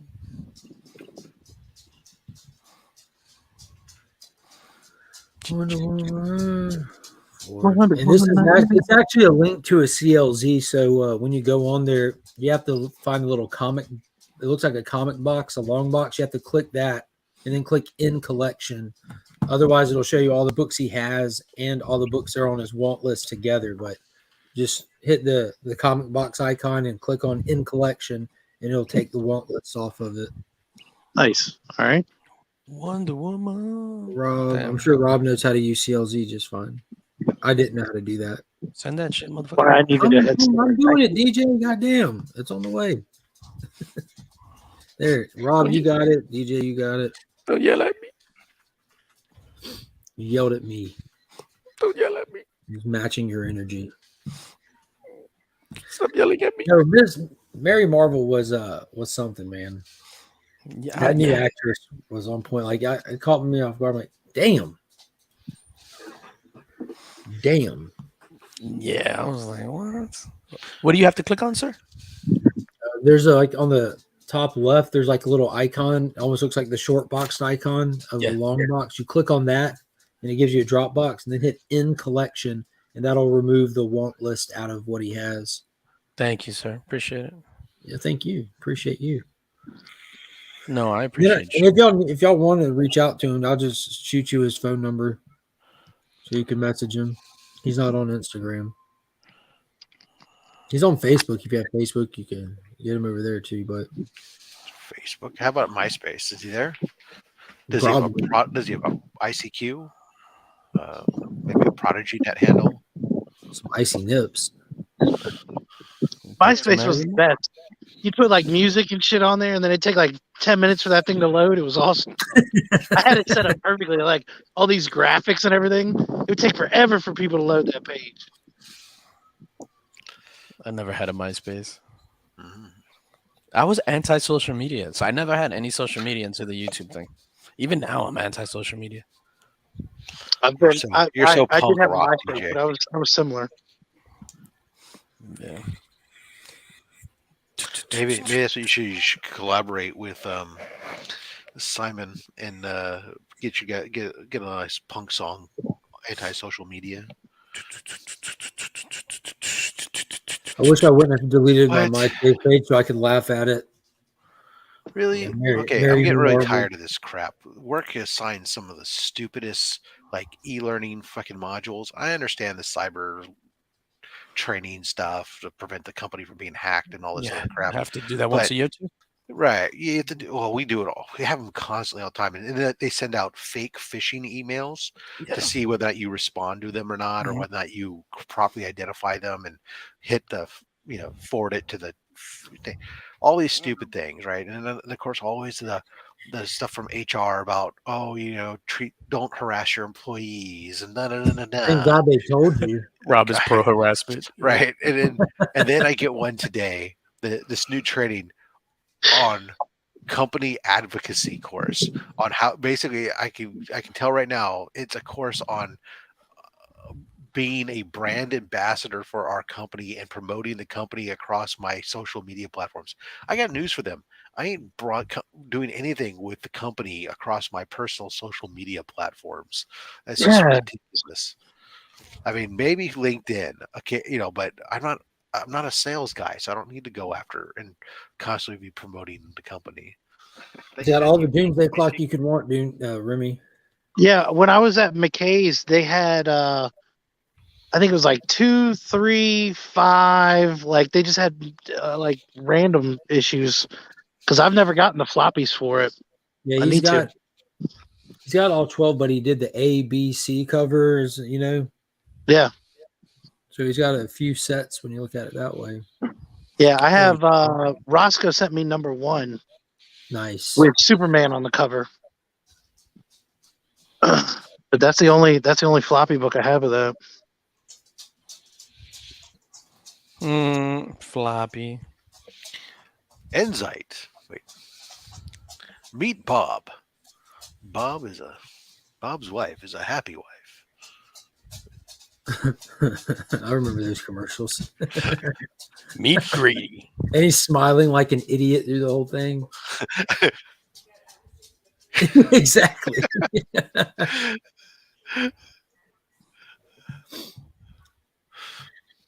Ryan LCS, did you see my excommunication from the Decor family? I was writing for the CBCA, baby. You were excommunicated? Yeah, Comic Tom stirs it up for sure. Yeah, Decor saw where Decor is like a page on Instagram that just like spends a lot of time watching the bigger sellers and pages on IG and whatnot, and then he just tells everyone what he dislikes about him so much.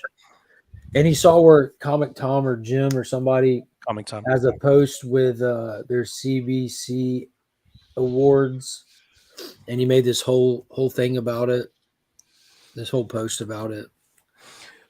Yeah, but in that post, because he's normally bashing Comic Tom, Jim Mint, whatever. So in that post, he also decided to bash the CBC awards to an outrageous degree. Yeah, without even knowing anything about him as well. Yeah, so it was like, I understand the hate that it could bring up. I've said it before. I've said it to Brian. I understand that the CBC awards can be controversial, but the amount of hate, like it was like venom spewing hate that this guy was doing, and I was like, that's uncalled for. Yeah, it was excessive at best. Like there's a difference between being informed on something and not liking it, and not having a clue and talking like you know. You know what I mean? But that's his shtick. So it's just like, oh, okay. But then when it happened to him, he well, I don't even want to talk about it. I don't want to end up on his Summer Jam screen. Let's talk about it, DJ. Why is no one in the community ever salty at me about stuff? I run my mouth all the time. It's because you're too soft spoken. You have to turn your volume up. I do. I'll move my mic closer. It doesn't sound right.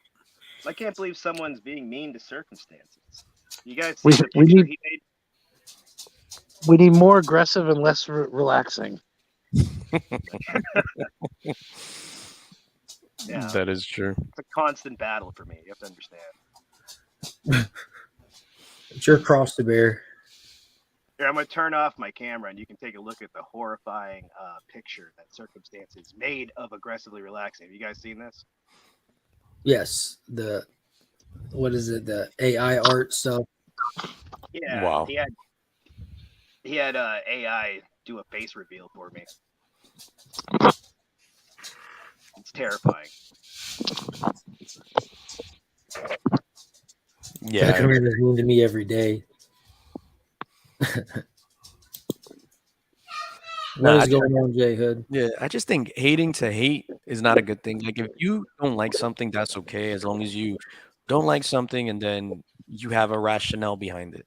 Informed criticism is not the same as just being a hater. Yeah. And then, but even if you are a hater, if you're just like, fuck this shit, that's even more acceptable than bashing it or whatever the case is. But when you bash it so much that you shed a light on it, that you're kind of doing the opposite. Yeah. You know what I mean? Like at some point, it's like you're almost promoting it. Yeah, Like, I wonder hey, how go- many people have like found them via Discord, because we saw the same thing happen with Pete, like when he ripped up that Wonder Woman book, and Dave made a whole video, and Burke started being upset about it, and they were talking about it, and then we watched in real time people go over and watch his auction and buy stuff from him, and had never heard of him until they did those things. Yeah. I'm trying to figure out the best controversy that I can involve myself in, just for that same reason. Well, you could reveal your. Like I need to do something wild, you know. You want to start a controversy? Yeah. DJ and Remy have beef. Oh, there you go. And then we make up. In the mix, I'll just show up and spin my cock around like and then jump off. Please don't. Take that. No. No. Have you thought about using a chainsaw to open up a chicken? No cocks. Oh, there you go. I got a fire going. I can cook a chicken live here. We're gonna spatchcock this thing with a chainsaw. That'll get them going. Gets the people pumped. All the PETA nerds will be out on you.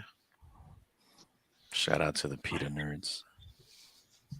Not to be confused with the PETA nerds who are really into wrapped, Greek or Middle Eastern flatbread. Yes, different PETA. Yeah.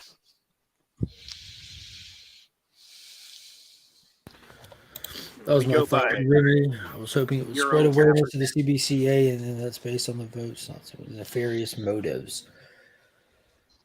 Yeah, I think that's probably the biggest misconception that I see people criticizing about, because like Biggie and Bleeker and what's his name, Houdat. They did a stream a while back that Becker shared with me, where they were talking about it, where it seemed like they had a foundational misunderstanding of people vote. That's how the winners determined. It's just a raw vote. They just count names in a hat. Mhm. They thought like that. They didn't seem to understand that concept from where they were, at least from where they were speaking from. I don't know if they do now or not, but Yeah. Yeah, that's what it is. You don't get mad at the person that wins, go campaign for the one you want to win. basically. And vote for the person. But that's You know what's why funny? Somebody like Decor, he has a big audience. He has a huge audience. He doesn't like seeing these people win these awards. So how easy would it be for him to say, "Yo, let's show these people who the real comic community is, and let's go vote for the people that we know are good." Blah blah blah blah blah. And now, not only did you don't see the people you hate winning, you're actually spreading word of like people that you consider good community members. You know, you're sitting there just hating on them. You're keeping like good names in the dark at the same time. You know. yeah, He promotes like this idea of like an honest, good community, but he doesn't do promotion for those people.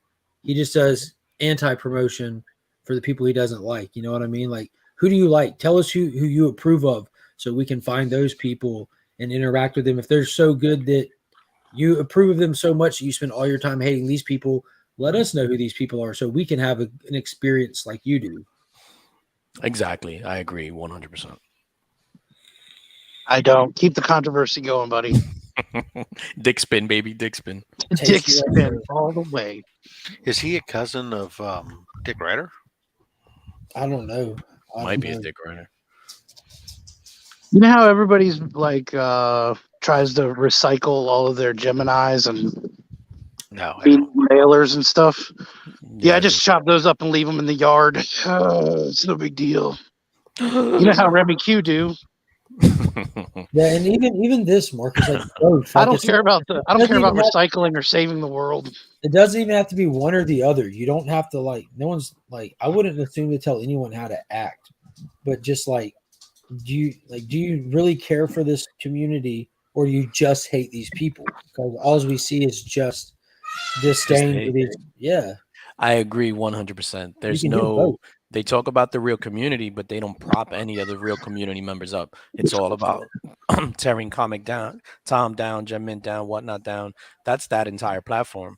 What about the good guys? Prop up the good guys. I think you go, but then doing that doesn't get you the same amount of eyeballs, right? So it's like his whole stance is, based on controversy. Marcus, did you post something about him or something, or did you respond to a CBCA thing? Yeah, Marcus had a whole conversation in that thing. So if you go to that post, Marcus was going. Marcus was going back and forth with a bunch of them, promoting the whatchamacallit, and then even like they just don't know about it. So it's just like you're hating on something you don't know about, which is, I mean, that's kind of fair. That's what people do. Is like whatever, but people don't understand that this community is so vast that there's still a bunch of channels that you've never heard of. There's still people you never heard of. And I don't know. Just because you're into comic books, you don't know every single corner of the comic book community. Motherfucker. I thought motherfucker. I only know the good corner. This is not even a corner. This is like, I don't even know what this is. Can't this be a corner? No, this is like, I don't know. It's like the edge of a rhombus. Well, like when it boils down to criticizing the comic book awards, wouldn't that come into a corner? No, because it's like it's wider. So it's wider. Why does it have to be white? Wider. Well, rhombus is just a four-sided equilateral, man. I don't they know. rounded out these corners. Man. I failed shape. A square. Somebody is a needs to make that rhombus, T-shirt. as is a I'm at the edge of the rectangle. rhombus. They come together. The sides of a rhombus come together to form into a corner.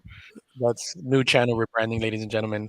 We're no longer deep links. We are edge of Edge of the Rhombus. Edge of the Rhombus. That's a good. Let's go That's a get good band inside. name.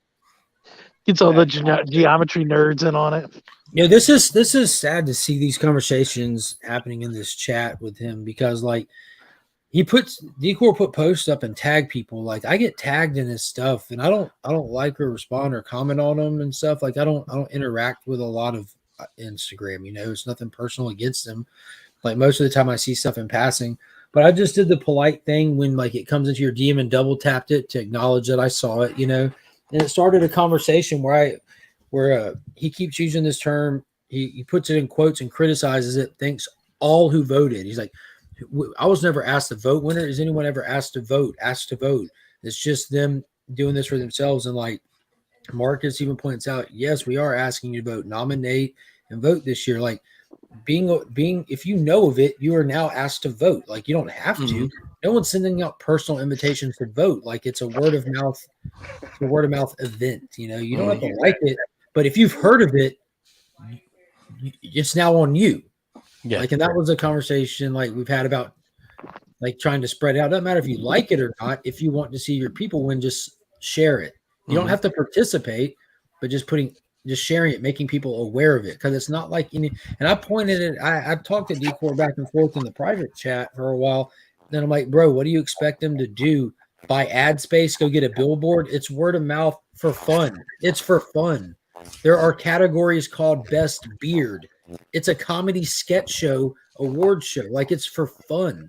This is but a billboard would be pretty pimp. Like a billboard would be awesome. Decor should rent one. I think you know what they should do. They should put you on a T-shirt holding your award, and then at the bottom say the power is yours. The power is yours. Or can we do maybe the CBCA award, picture of the statue, like the rainbow with the star going on? This is the more you know. Brian is watching. Brian, I am going to send serious up in Justin's place. Yeah, Brian, I'm going to send my award back to you so you can make it into a chain and then send it back to me. So I'll just rock it like a chain, like a big Flavor Flav clock. Yeah, I'm going to rock my award. Like no one has more cause to be angry at the comic book awards than me. Like I've been snubbed 2 years in a row, which is some nonsense, right? Which is 2 years not enough, if you ask me. But yeah, I'm gonna start using this argument on just like all sorts of things. Like, man, no one specifically invited me to pay taxes, so I just didn't do it. Actually, the IRS did. That's true. No, but it's just getting mad at someone else's YouTube channel. Yeah. Like, it's just funny that the award show has developed all these feelings. Like, no one ever shows up and are like, that wasn't the best book of the week. F you. Yeah. I think with the awards, it's still new. It's going into its third year. I mean, it's basically in like a grassroots stage. So when you look at something, it's always going to start out small, and the goal is to just get more eyes on it and have more people speak about it. Anything that's small is it's gonna happen like that regardless. So we'll see. Third year might be its year. They should add a best. Like a review delivered to a scam caller. That should be a category. Yo, somebody burned the shit out of Marcus on one of these comments. They said, sounds good. At least I'm happy knowing I don't have to dance around in my underwear to get views and attention. Take care. No. Oh, no. I like that. I like that post. Yeah, that shit was awesome. It started a movement doing that. Like, that's the difference between people just not knowing you though and seeing like why you're doing something just to have fun with your homies and all that. That was awesome. Everyone just get in that comment section and keep writing earnest comments that use the word rhombus at some point. Nice. It's not. If you can get like 7 of those, that'd be great. I know it's not your corner of the rhombus. Exactly. Everybody just sitting there like Googling rhombus all day. Yeah, I'm gonna go post Ernest P. Worrell quote.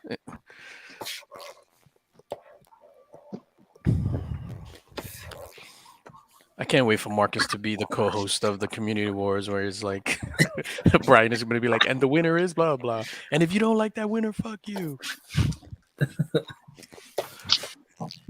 Speaking of speaking of actual Dracula is a winner in my eyes. Actual Dracula is a treasure.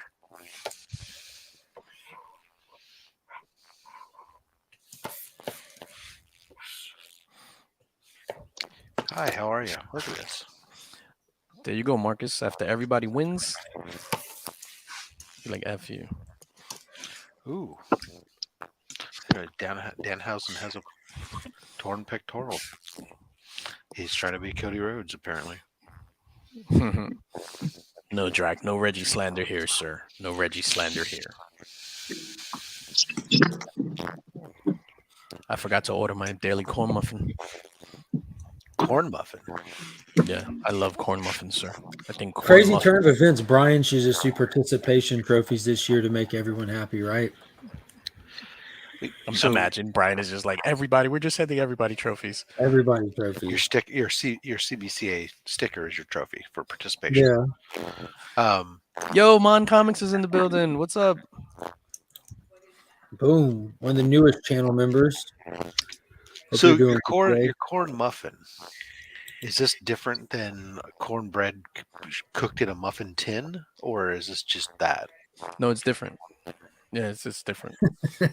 So it's like I guess the chemistry is different to make it a muffin versus making a cornbread. So it's more like a blueberry muffin. Then it's like a muffin, but instead of blueberries, you got corn in it. Hence the name corn muffin. Yes. Huh. Interesting. It's actual kernels of corn. No, I wanted to be sure whether that was what it was or whether it was a cornbread in a muffin tin shape. I've honestly never heard of a corn muffin before. Are you serious, Robert Morse? Dude, I'm absolutely serious. Are you judging him, DJ? You've never eaten a taco. Right, but I've heard of tacos. Again, that's what my initial thought was, that you were talking about cornbread, because that's in my world it's cornbread, but I've not really seen a regular muffin that had kernels of corn into it. No. There's no kernels of corn in a corn muffin. No, so it's just like corn flavor or whatever it is. There's some cornbread that it'll have kernels of corn in it, which I don't like, and the density is like thicker. But a corn muffin is just it's made of like instead of flour, like cornmeal or whatever.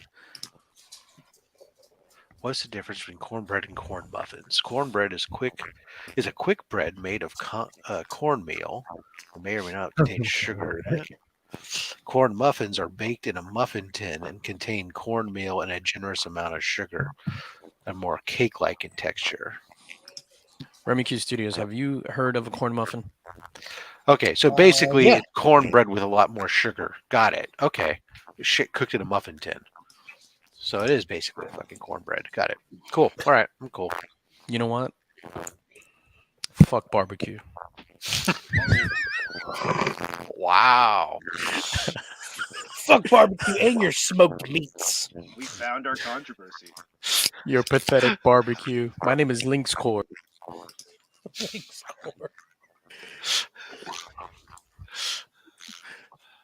Oh, that's you taking me. I'm like, yo, why is my which one getting it? No, I'm just teasing. That's me. I go straight for the jugular. That's how, like, back in the day when we used to have not battles, but you know how you have like those yo mama contests and stuff like that when you were a kid. So nobody wanted to do it with me because I would be like, that's why your daddy walked out your life when you were 4. And it's like, he's like, yo, dude, why you could just make fun of his sneakers. Like, why you gotta do that? I'm like, sorry, I apologize. Well, your dad left for a pack of smokes and never came home. Yeah. That's why everybody on your block knew your mom. Oh, shit.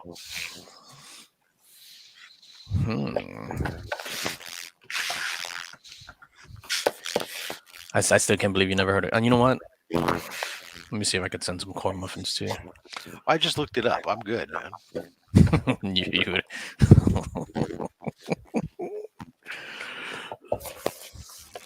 muffins are the quintessential breakfast of champions. You know what else is breakfast of champions? Baby Ruth.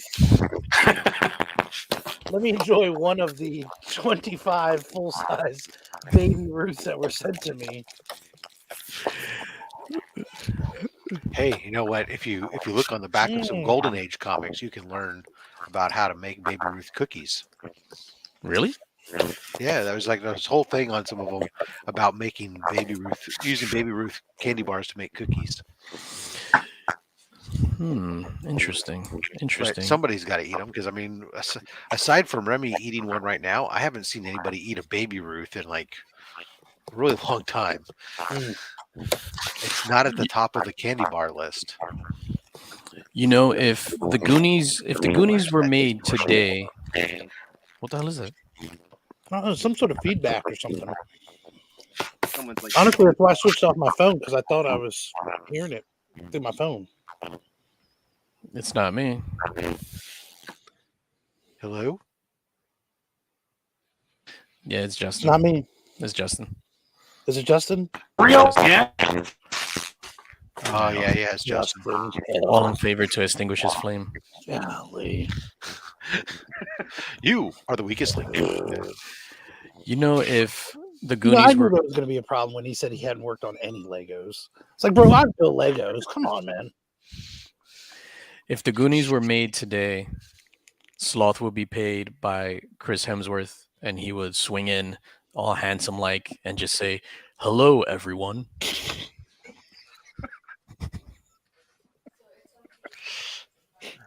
You're muted, Mark. I muted you. Sorry. Hello, my friends. Now you're still muted because it's actually in the. Oh wow, yeah. Rob deep muted it. Well, that's the only way I can mute you is from there because we were trying to figure out who we were hearing some robotic feedback. We were trying to identify who it was, so I thought there might be a chance that your mic was picking up speakers or something. So was I the robot? You, no, you were not. are Chunk. But Greetings, I people. am Sloth. You see the photo I sent in the chat, Remy, of Bella Ramsey feeding the giraffe? What made you think of her? With the Baby Ruth. Oh, stop. I'm out. Hello, you No, it's people. funny because that was the first thing I saw. DJ's like, I didn't even see that. Yeah, I didn't even see that. They blew right past it. Yeah. All I right, was y'all. like, oh, look, Madeline.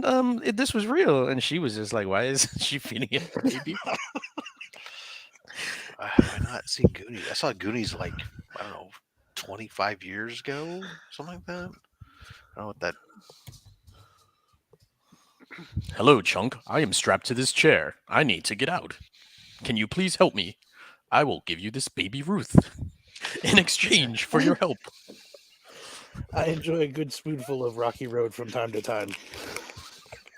I'm not exactly sure what exactly Goonies has to do with the fact that I haven't seen anybody eat a Baby Ruth in quite some time. My statement is a standalone statement of. people at Baby Ruth need to send out those emails saying that their workers need to advertise Baby Ruth on their own social media. That's right. Maybe their companies could train them on how they can be an advocate for their Baby Ruthness. That's what they need over there. Justin, when you see this, you don't get excited? No, I do not. Oh, you're the robot. Yeah. Still? Yeah, it's awful. Yeah, you're Justin like an is- alien move. Justin is Skynet. Yeah. It's like a really bad distortion filter. Yeah, there's a button on the hood that you push and it slides the canopy forward. Then up. I'm like, what? What? So Canopy, is this canopy, 89, canopy. Or is this from the Flash? From This the is Flash. from the McFarlane line of the Flash figures. Cool. Dude, you should have, Mark. You should have tried to rip this video and turn that into a short, just this entire thing. Okay, is that better or worse? It's better. It sounds like smooth butter now. Yeah, but we can see you though now. How the price point on this is pretty good, right? $60. That's like Amazing, dude. that's full retail value. $60. Oh my gosh. So if you want a discount code, just let me know. Yo, $60 for that is insane. Granted, it's just Insane. plastic, but It's got the guns on it. It's got like the sliding canopy. It's And- full size. It's scaled for 7-inch figures. You know what I'm saying? Like that's huge. Canopy. And Hasbro was trying to charge $350 for their Ghost Rider car. yeah. No way. McFarlane's the man. I mean, look at that. $60. Now there is like they didn't announce it until the pre-sales went up. It was like the first real announcement. But there's a gold label, like they do the gold label that are kind of chases, limited releases. There's a full-size Batwing scaled for 7-inch figures. Now that thing is $250, but it's also like almost 3 feet wide. Like it's scaled for 7-inch figures. Like that is insane. So is this something that you'll be able to pick up at like Target? I don't know. Mine's already on the way. They went on pre-sale and the order. It's cool because when they do pre-sales, they'll say scheduled to ship in whenever, and then like within a week you already have them shipped. Mine haven't set to ship yet, but it should be any day. Mother? Come to Mother, Slothy. Come on. Mother, you've been bad. Oh, Slothy, I may have been bad. I may have kept you chained up in the room, but it was for your own good. Yeah? You remember that song I used to sing to you? Yeah. There's the Batwing. Really fill this out. Who's playing the mom in the reboot? What's her name? She's in everything. Well, if Hemsworth is Michelle Williams. Michelle Williams is playing the mom. Oh, you said Batwing. I totally thought something different. Wing and not Wang. No, Batwing. Batwing. That's can't hardly wait. Or worked in the kitchen. Waiting. That's what waits. Waiting.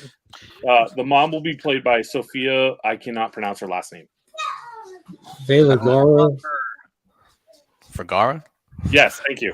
Oh, Slotty, you've been bad. Yeah.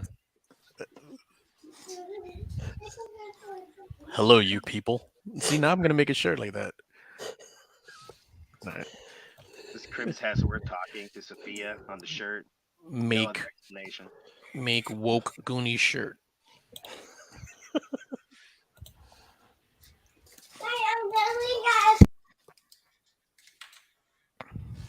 Hello, you people. Ha ha ha. It's like, Mister, are you hungry? Here's some vegan bread. Here's a flourless brownie. Vegan bread is my favorite. I enjoy it from time to time. I would offer you a corn muffin, but you've never heard of it.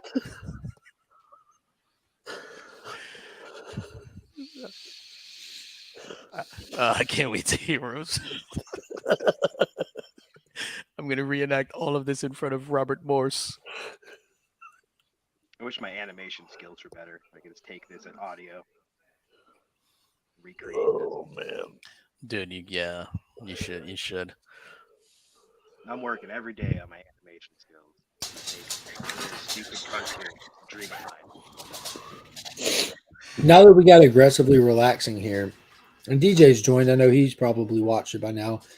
What are y'all thinking of Mandalorian Episode 3? Oh, I haven't watched. I was out last night watching Shazam 2, The Fury of the Gods, in the theaters. It was middle of the road for me. But then again, I'm not a 13, 14-year-old prepubescent lad. I have hair on my junk, so. I'm excited to see it, despite the hair I have. Nice. Man, I love Mando. Yeah, I'm also hoping that Mithral Narudu shows up there at some point. There's a lot of pointing towards that.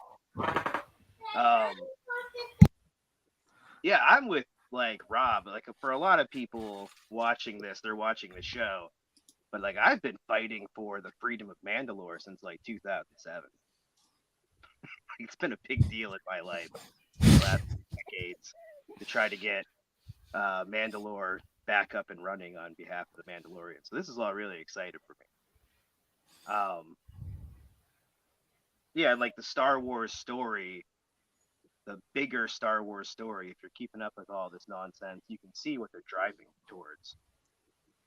And like, yeah, the space whales thing, that's really exciting foreshadowing to like, yeah, we're going to bring this stuff back. But yeah, I don't think a lot of people are seeing kind of like the big picture of what Disney is setting up. Well, And some of the big picture is them just trying to fix the fucking Disney trilogy.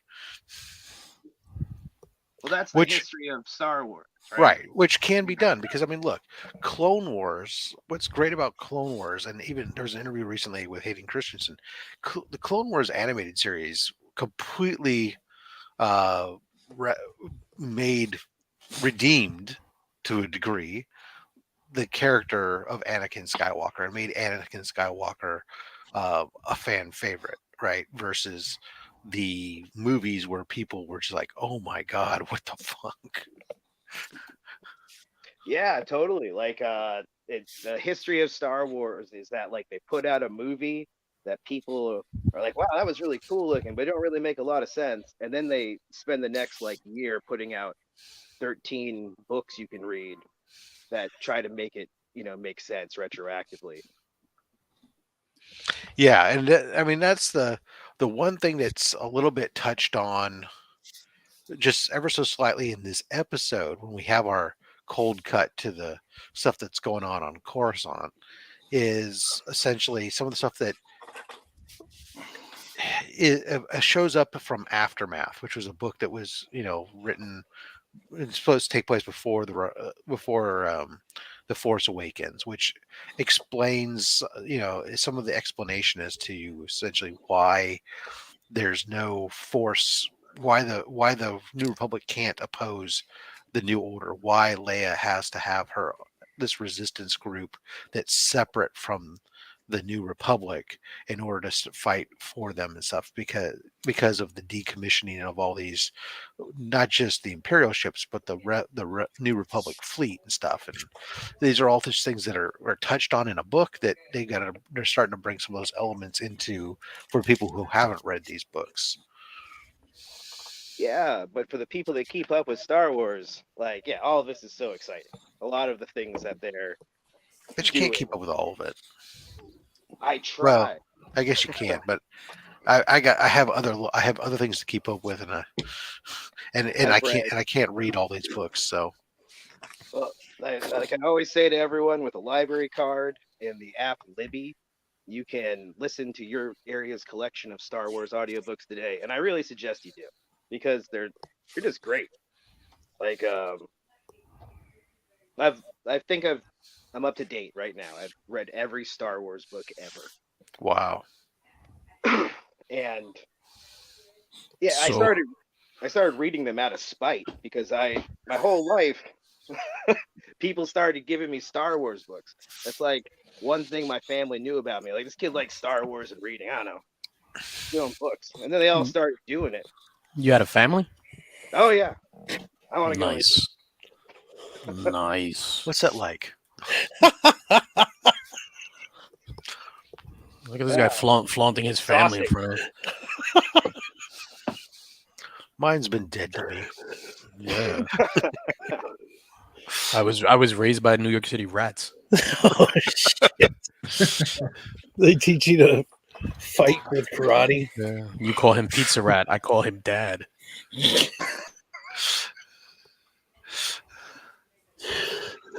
Oh, well, I ride the rails now. I don't keep in touch with everyone. Nice. Look at you hobo. Gangster.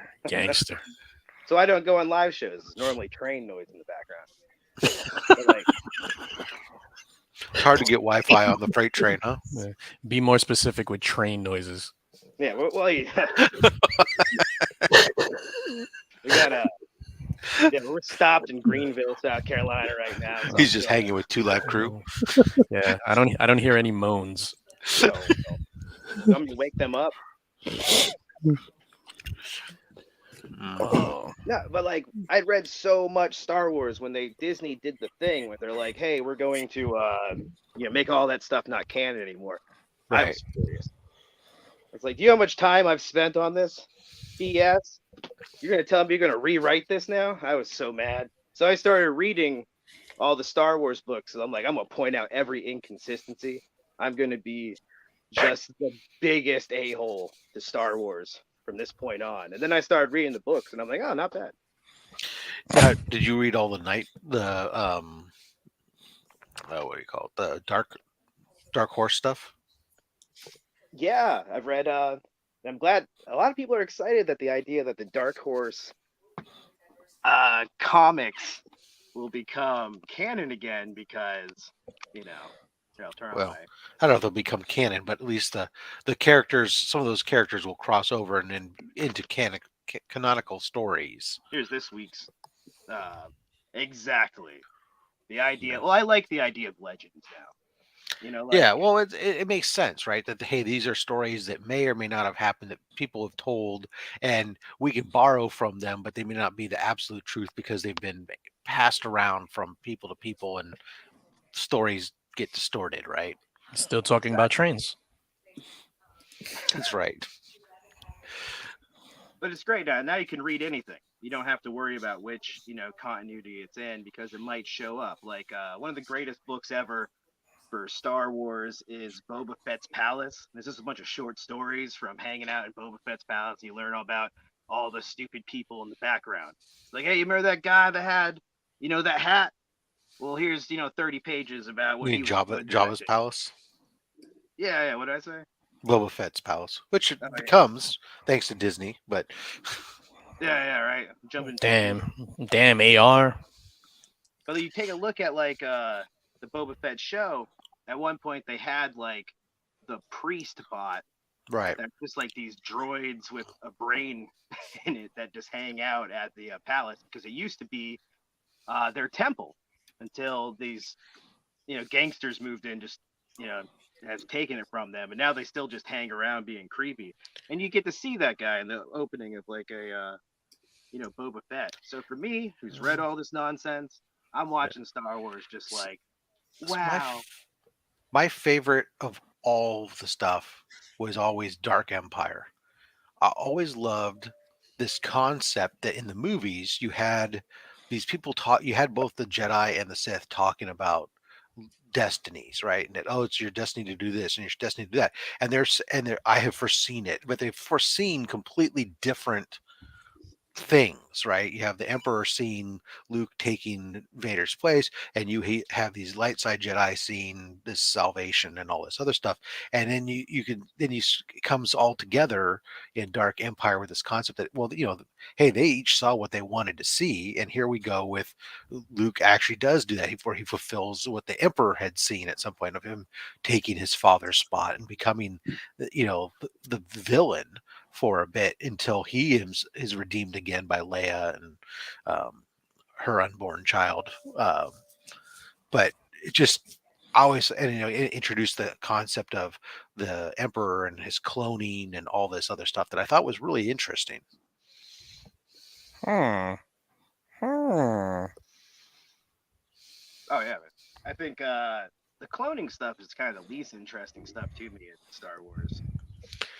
No, but it creeps up a lot throughout the past stuff, and it's a trope. It's an excuse for things, much like LMDs in Marvel and in Lazarus Pit for DC. It's just something that allows them to do something stupid, but. That's what was so cool about this last episode being like, hey, we should be making, organs for people, exact matches and things like right. that. He was putting forth some actual interesting ideas because, yeah, this cloning, it's also really, a great part of Star Wars is, like the bad guys never realize, like their hubris always does them in. They think they have all of the technology they need from these aliens on Kimono to make clones, but you see that they just can't do it. They end up with like Snoke and creepy old versions of Palpatine. They just can't clone as well as the chameleons can, for whatever reason.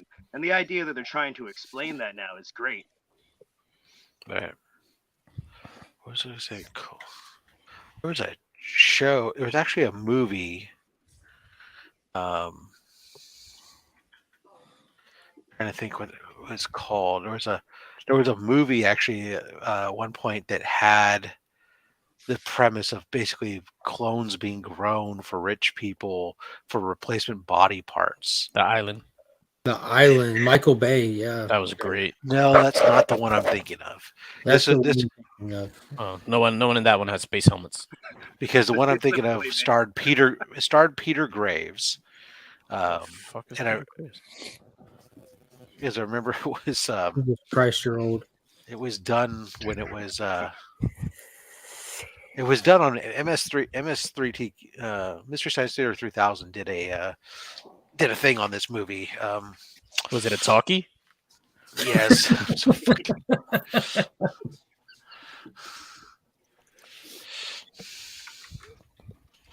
now I'm gonna look up Peter Graves. Oh. All right, I got to bounce for a few minutes, guys. I got to run monkey up the road. If y'all are still here when I get back, Rob, you got the controls, right? Yes. All right. Well, y'all are all in Rob's hands. His Oh, beautiful. no. Rob, Speaking of talkies, because I have to bounce too, but I am going to send you something really quickly. If you can just display it here for all to see. I don't All right, show I'm gonna dick wait to pics, see what my man. bullshit DJ's up to. No, it's not a dick pic. Maybe it's this Clonus Please government hold. plot to Let me see. clone everyone and make perfect society. No, that doesn't sound right. Anyway, there was Sounds like the Third Reich. it was something about like cloning body parts or cloning people to and basically harvest body parts for the wealthy. Yeah, okay, it is the Clonus horror. All right, Rob, I sent it to you. Are you talking about the island? No, The clone is horror. I actually think it's the Goonies remake they're talking about. Goonies remake. Hello, hello, people. you're Goonie, weird, DJ. Goonie remake is official. All right, ladies and gentlemen, I have a meeting in 6 minutes. I didn't prepare for. That's Have right. fun, So do sir. I. But, Go ahead, Rob. Let's see that new announcement from Hollywood, straight from Hollywood. hold on. Present share screen. You're not amused. I'm not.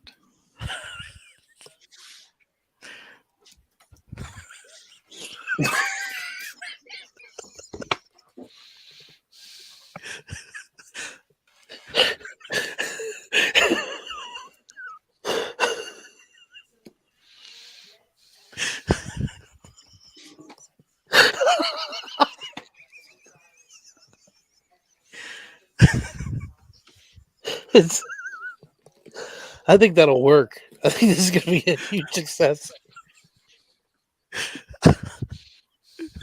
Oh, shoot. That I was just looking at that. I've never seen a tri-cornered yarmulke before. The way it sits on top of his head. We have to, represent the Jewish community.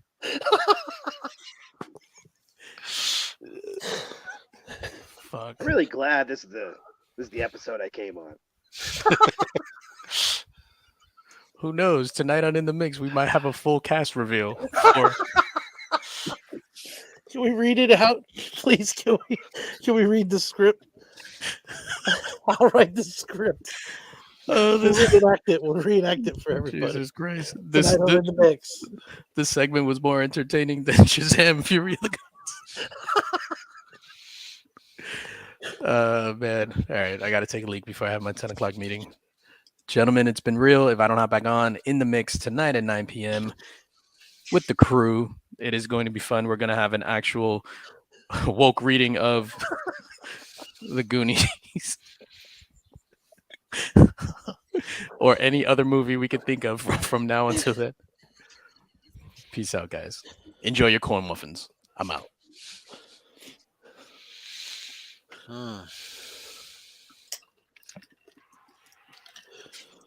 I love all the baking talk this morning. You never explained how you make Baby Ruth cookies. Now, like, in my mind, I'm making like sugar cookies and I'm chopping up Baby Ruths and putting a little square on top of each one. Then you bake it. Let me see if they have any recipes on this giant box of I couldn't full-size imagine. Baby Ruths that were sent to me. I mean, this I is don't know. okay here. Baby Ruth salad, Baby Ruth pasta, Baby Ruth. I know. Oh my gosh, it has a message to the dealer. There's a dealer box, apparently. Yeah, there's no recipes. I'll have to send you a Golden Age comic book. Wait, no, I'm not going to do that. Wait. Actually, I don't think the recipe's on the. Hold on. Oh, let me try and remember which one has it. Just pull them all down. We'll check them all. I think maybe on the back of the Green Hornet. No way. No way he gets this. Aha. No way. First try? Oh man, clip that. Incredible. So, oops, hold on. I have. Boom. So we have here. He'd like one too. Good fun. Baby Ruth candy bar and yeah. Oh boy, Baby Ruth cookies taste superb. So it's a reference to this making cookies. Anyways, it says on the back of this, it says Baby Ruth candy. It's good fun and it's good food. Apparently, everyone who eats nutritious, tasty Baby Ruth candy is sure to be getting candy rich and dexterous, the sugar your body uses directly for energy. And boy, Baby Ruth is really tops in taste. Yep. That's what happened to me. I'm gonna start using that description in my own reviews. Yeah. If he could, Mr. Snowman would really enjoy the taste of satisfaction of that luxurious or not luscious, chewy Baby Ruth candy brings. It provides cheery, delicious refreshment morning, noon, and night. Get a Baby Ruth bar today. Yeah. That's what I've been doing. Mine 3 a day. So yeah, it doesn't. It says that the Baby Ruth cookie recipe at the time was on every wrapper. So it says the recipe on every wrapper. So it's probably not there today. But just much like I'm sure it doesn't, the Baby Ruth bar probably doesn't say rich and dexterous anymore. I'm sure the ingredients have changed vastly as well. So probably back then that's what you got was chocolate, peanut. I want to bring back using the tops though. You guys read Berserker this week? Number 11 was the tops. I'm gonna go find this recipe. One sec. So yeah, there you go. I went straight to it. First try, remembered the Baby Ruth on the back of the comic. Man. Yeah, that was pretty incredible. I don't have any recipe on here at all. I would make it.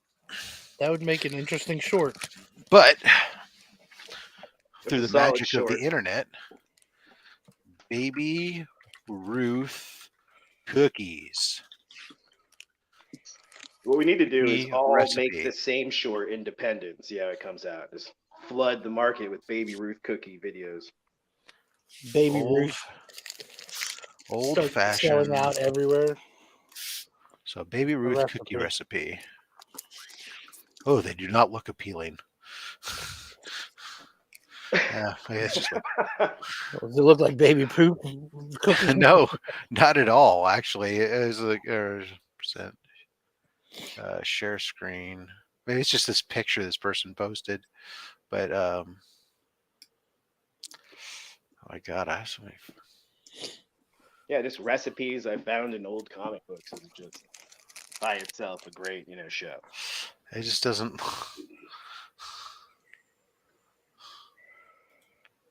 This looks kind of bland. You see, Remy?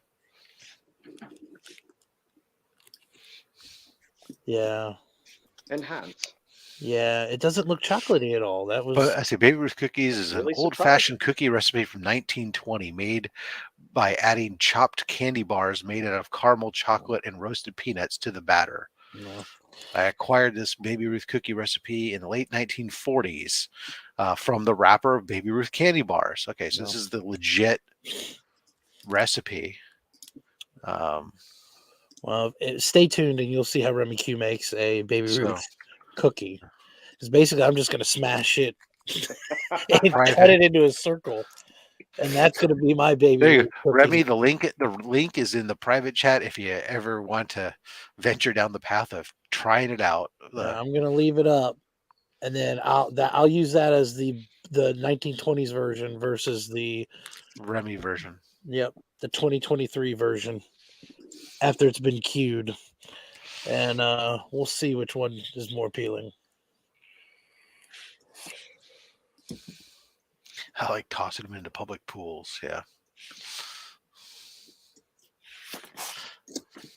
Yeah. Today they're high in fructose corn syrup, probably. Let's see if that's listed on here. Does it still contain dextrose? It says sugar, dry roasted peanuts, corn syrup, vegetable oil, non-fat milk, cocoa. It says less than 2% of high fructose corn syrup, dairy product, solids, glycerin, dextrose, salt, soy, lactic acid, some word I can't even begin to say. And then that's it. Yeah, you gotta be careful with 1920s recipes. You'd be like reading like sugar, flour, there's like gunpowder, and you're like, what? Radium. It's all natural. It uses uranium and radium. You'll feel the energy course through you. It does say that it has no oh, it's not gonna come in. It's a little dark, yeah. It's like when you look at old recipes for bartenders. It's like, yeah, you put a shot of whiskey, a raw egg, top it off with a little bit of milk. There, no artificial flavors or colors. So that shit color is all natural. Got it. I will say though, I don't know. Well, and you said it's been a while since you've seen somebody with a Baby Ruth. I'll open another one because I don't mind eating another one. They look different than what I remember them because I remember it being more of a regular candy bar that had peanuts and stuff in it, and I think they like skimped on it now because they're really thin and shaped like the peanuts. That's how you do the through the inflation, what they call down. See this? It's like not even candy bar. Like yeah, it's what part of what it's called deflation, right? Is you keep the price the same on a product, but you shrink it, so that way you essentially are raising the price per ounce. But it's why a cereal box will stay the same size, but the volume, but it'll get thinner, but it'll stay the same height, or a can of coffee, whatever. Because I don't ever remember them being more dead shaped space, like a turd. Yeah, it's exactly what they've been for. That's why they use it in Caddyshack. That's their selling point. Yeah, so even go, what the hell are you eating? Yeah, but Baby Ruth in the right context. Dude, we know that great Remy, stuff. you are gonna live a million years, brother. So like a couple candy bars, you had a Slim Jim, drinking a Coke. I had some Swiss rolls. Dude, you are a champion of frickin' modern science. No problem. I just want to make sure everybody's aware of it. So thank you, sir. So I know Mark stepped away, but he stepped away at the wrong freaking time because like I do have to go to work. I have to actually, I'm 5 minutes late for my team meeting.